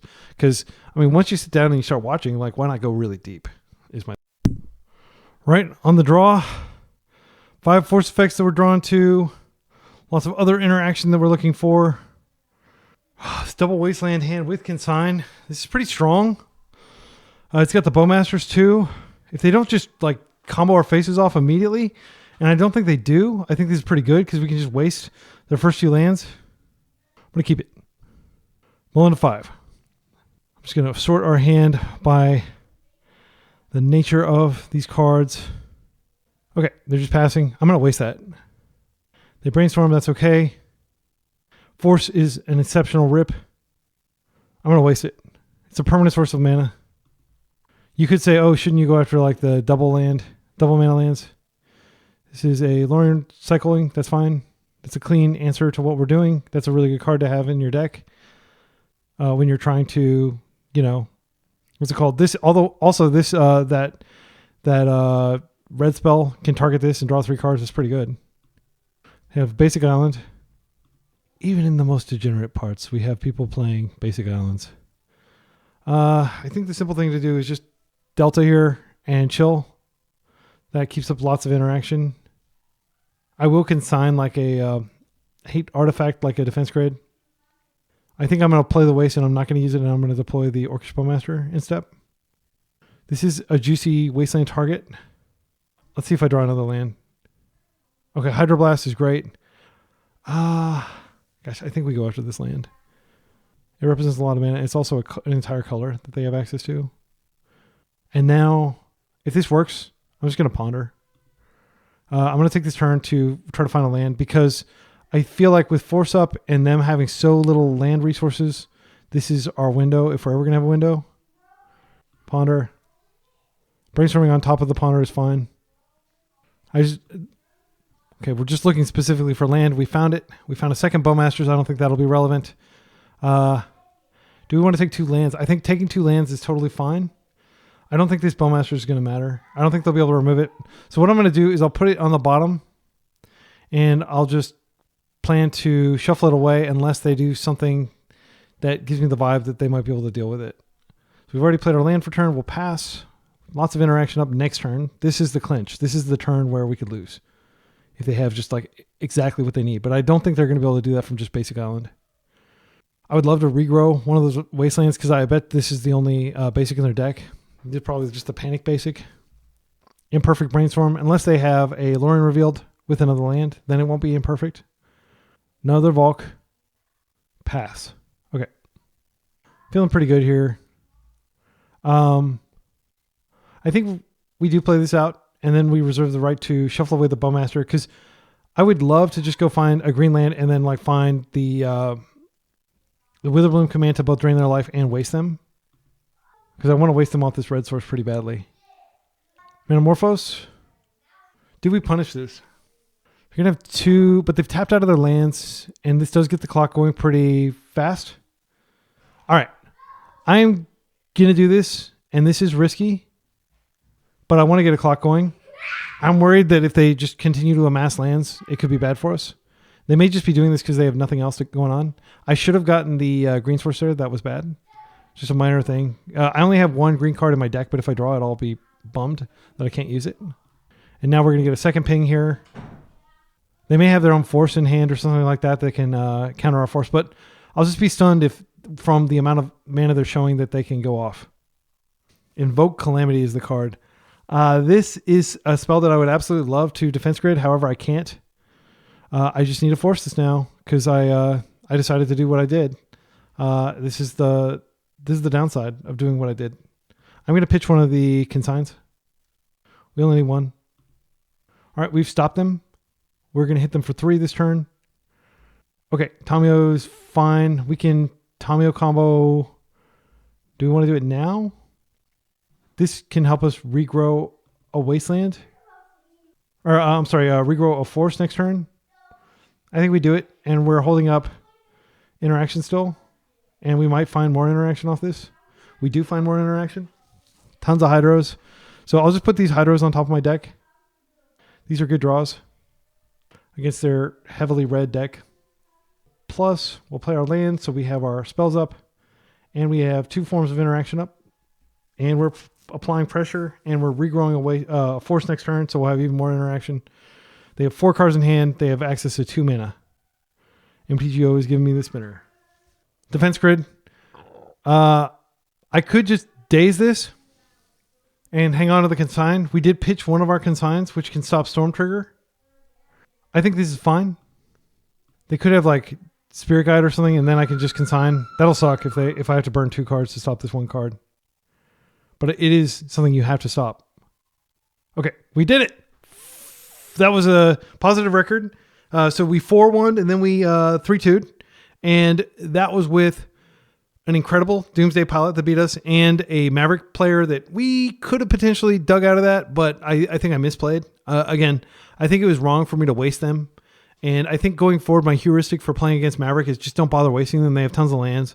You're not going to mana screw them. They have mana dorks, everything. Like use your Wastelands to tap and activate your clues if you have a Tamiyo. So if you have Tamiyo, don't bother wasting Maverick would be my heuristic. I like to sum things up as little heuristics that I can remember.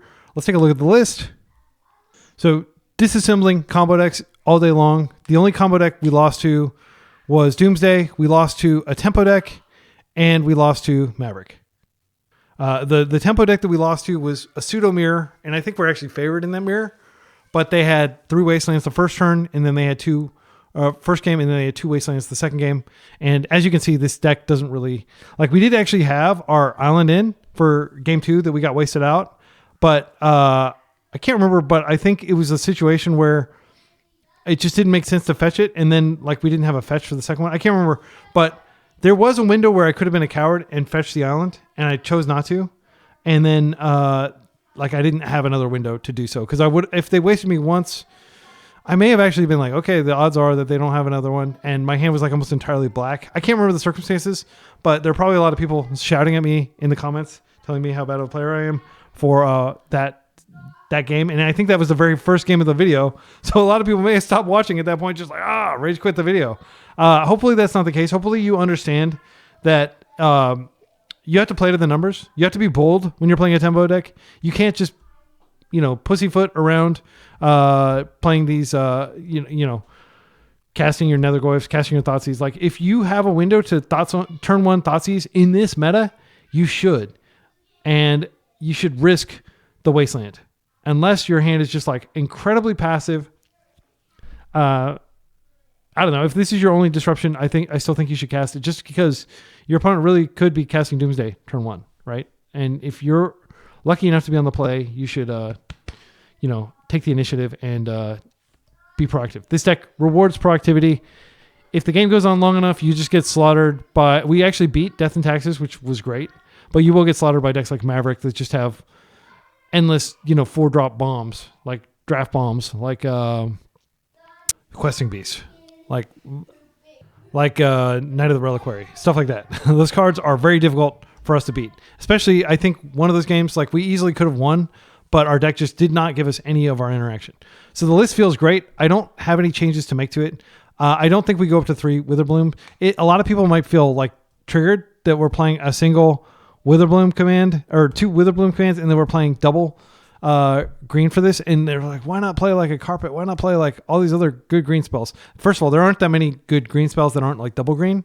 Endurance is an insane card. I would love to play it, but there's no way that I'm warping my mana base enough to be able to reliably cast double green. And you can basically never pitch cast Endurance when you're playing this few green cards. So Endurance is not a good option. I think Uro is past his prime. Every time I try to play Uro, I just get destroyed. Nethergoyf is the new Uro. Just accept Nethergoyf as the heir to the Uro throne. I mean, he comes back, he hits hard, and he drops turn 1. That is my thinking on that. I feel like this is, if you just want to beat combo, this is probably the best thing you can be doing. I did get a nearly 5-0, sorry to spoil, with Death Shadow.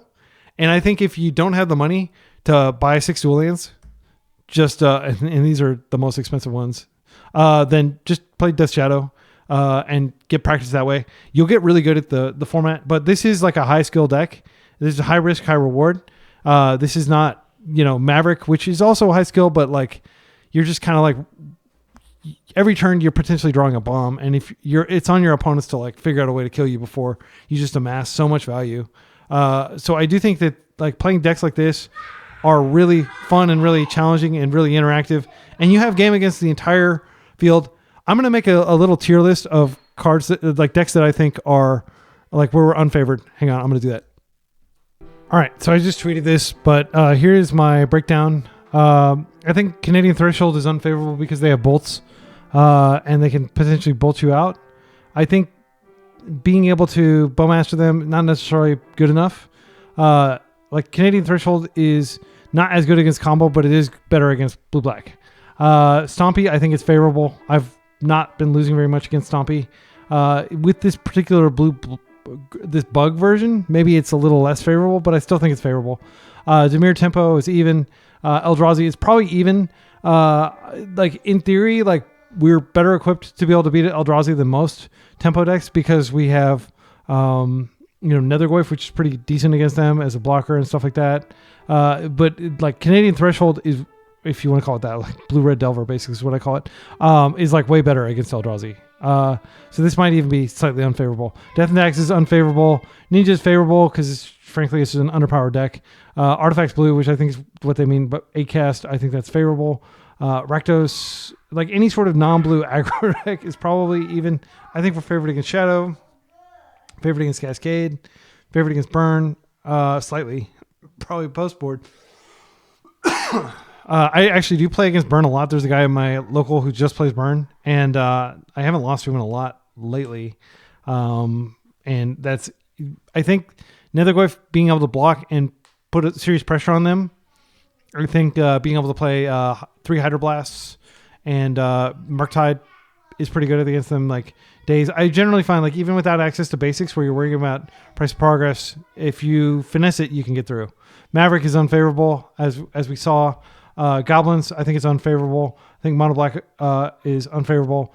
Grixis aggro, I think we're better equipped to go against the Grixis version than the Canadian Threshold version, just because they're less like sheer aggression, and they often play Bowmasters and stuff like that, which we are well equipped to deal with, especially if we're playing the bug version and we have access to Witherbloom Command.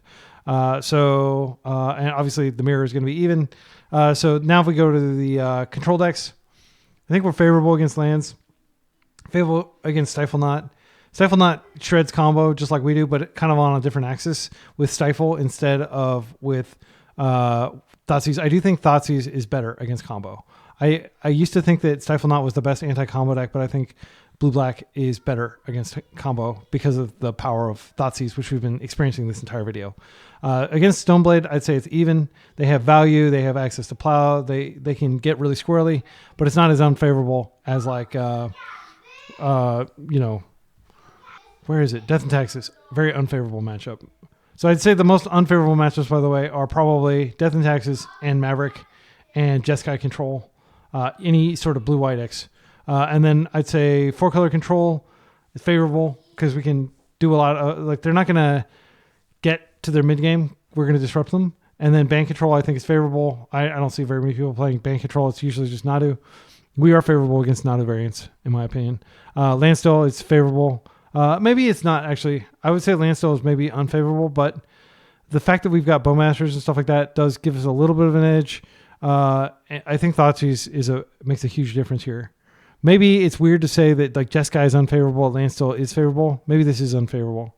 And then I would just say like this is the combo and this is where we shine. Like I think all of these matchups are favorable except for Painter. I think Painter's probably even.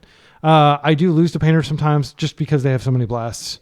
But I think with the Nethergoyf being our primary clock and Orcish Bowmaster, like you bring in all 4. You make sure you have 4 Bowmasters in Painter and you take out like the Mercs and stuff. You definitely take out the Tamiyo. I think the Painter matchup is not as bad as it used to be before Modern Horizons 3 and before we got access to Nethergoyf and stuff like this. And I do think we have a way better Painter matchup than Rug Delver does. So I'll leave it there. Those are my thoughts. Like I would never play Alern. I'm a huge fan of Alern. I don't think it's well positioned. Dark Depths, I think this is favorable. I played against a seasoned Dark Depths player and actually lost to them. But I was playing Rug Delver in paper like just a few days ago, and they told me that they think that it's an unfavorable matchup because of the Wastelands and stuff. Unfavorable for them. So I would imagine for us, it's like even more favorable to be up against Dark Depths with all the interaction we have. I think Oops is very favorable. I think Storm is extremely favorable. Doomsday is very favorable if you don't have like, one of the world's best Doomsday pilots, which I do think we were facing somebody that was extremely experienced. So again, if you just want a shred combo deck, I love this. Again, you have to be a little fearless if you're not going to play a basic island, basic swamp. But I think we saw over the course of the leagues that Witherbloom is good when you draw it. And it's really good. I mean, frankly, it just outright won us some of those games against Death and Taxes, which is an extremely unfavorable matchup for blue-black traditionally, made more favorable thanks to Witherbloom Command. So is it worth the splash? I'll leave that to you to decide. I am going to be playing this more. I think if I had to go to a serious tournament, I would probably just play the basics. This is definitely less favorable against Moon Stompy than just playing like and if you want to see what I think is like the optimal list for blue-black, if you just want to keep it simple, I played a lot of videos. I've got a lot of videos of this on my channel, but I would recommend something like this. Again, get everything on the screen. And this doesn't play Merc because, frankly, you don't have a good way to feel your graveyard. Merc gets blasted. There's a lot of Delver going around. Strix kind of answers Murktide. I'm not sure that Strix is good enough to be played. I do run into situations where my opponent has Bowmasters supremacy. And I'm not sure that 4 Bowmasters is really necessary. Like if I had a choice between playing 4 Bowmasters main deck and playing 2 Bowmasters and 2 Witherbloom, I know which one I would decide on. But I do love having just the access to the basic lands. So there's a lot to be said for just the sheer aggression in Nethergoyf. Like, okay, let's if we just make this like a normal list and we take out the Strix and we go down to 1 Kaito, which I do think is correct. I don't think you need 2 Kaito. As much as I love him, I just don't think he's a 2 of. I'll show you what that would look like. Okay, and here we are. I think this does a good job of splitting the difference. I think Thoughtseize is so good. We saw it being insane the entire time. You could definitely play 3 of them main deck and have the 4th in the sideboard. I think Bowmasters is definitely like a 4 of if you're expecting opposing Bowmasters. I think... Actually, let me think about this. Okay, so I think I'd probably play it like this. So 2 Murktide, 4 Nethergoyf, 4 Tamiyo, 3 main deck Bowmaster, always 2 Borrower. I think that's non-negotiable because this deals with Chalice. This deals with lots of cards that you don't want to deal with. Like we've had to face Bridge, Ensnaring Bridge, stuff like that. I think 3 Thoughtseize is fine. That is a lot of 1-drops, I know. But we do have this to potentially bounce away a Chalice. We have a single Engineered Explosives. Marco Montani played 2, and I could definitely see that. We're not as 1-drop dependent as a lot of decks. Like we can still win with Bowmasters and Murktide, whereas it is definitely bad if they get the Chalice off. I like having 3 Nile Spellbomb just because it gives you plenty of cards you can board out, and it is a type for the graveyard, and it's just so impactful in so many combo matchups and so many fair matchups like Delver. And blue-black Reanimator is not fair, but it's very relevant there. And that way, you only need 1 additional graveyard card in your sideboard. I could definitely see going down on Nile Spellbomb and maybe playing. Gosh, okay, let's talk about what that would look like. It's so hard to know what's right. I think that Nile Spellbomb is so good, and it's so much better than Grafdigger's Cage because we do want to get it into our graveyard to make the Nethergoyf bigger. And it is something that can draw us a card in a pinch if our opponent pivots off of a graveyard strategy. Like I wouldn't feel embarrassed at all leaving Nile Spellbomb in against Breakfast, but I would feel embarrassed bringing Grafdigger's Cage in because it's really only good if they don't do the Nadu plan. So I think Nile Spellbomb is great, and I think we leave it. And then what I think we do is we probably go up to 2 Engineered Explosives and use that sideboard slot to be Engineered Explosives. Because if you think about it, we do have a lot of game against Reanimator. We can just strip the operating reanimation spells with Thoughtseize. And so I think this is what I'll play in my next league. It is very graveyard greedy, like with the Murktide and everything like that. If they bring in Leyline, then I would definitely cut the Murktides. If I think they're going to bring in Leyline, and I would bring in Orcish Bowmasters, and probably against a deck that is likely to bring in Leyline, I think you always bring out the Murktide and you just bring in maybe another Thoughtseize, another Orcish Bowmaster. Kaito would be good because it can close Kaito can close games around it. I do like the idea of having 2 Engineered Explosives though, just because it is potentially impactful against Delver. They have a lot of 1-drops and you can blow them up. And you can say, oh, but I don't want to blow up my 1-drops. That's like a legitimate argument, but like these are so good against combo. You do want to get on board quickly with Tamiyo. I do think it's perfectly defensible to play 8 1-drop creatures, and the Thoughtseizes. So this isn't going quite as hard into the Thoughtseize as the deck we played today. Again, the deck we played today was playing 4 of these. Yeah, I mean, I could just wax and vacillate and go back and forth on this all day. This is just like a never-ending kind of tuning process. But I have not been disappointed at all in any of these cards. I'm not embarrassed by any of these cards that I'm playing. Fatal Push being just like great when you draw it, when you desperately need it and you don't draw it, that sucks. But I don't think we need extra removal. I think 4 main deck removal with 2 Brazen Borrower is sufficient when you're already kind of like making them have interaction and putting things on the table that test their hand and their resolve. This is probably the version I would play, but I'm going to play this in the next version and we'll see how I do. Maybe I'll trophy. I've been getting a lot of 4-1s lately, but the elusive trophy always slightly out of reach. But I'm going to keep chasing it. I'm going to keep chasing my aspiration of being excellent. And I hope until next time, you will also be excellent to each other and party on.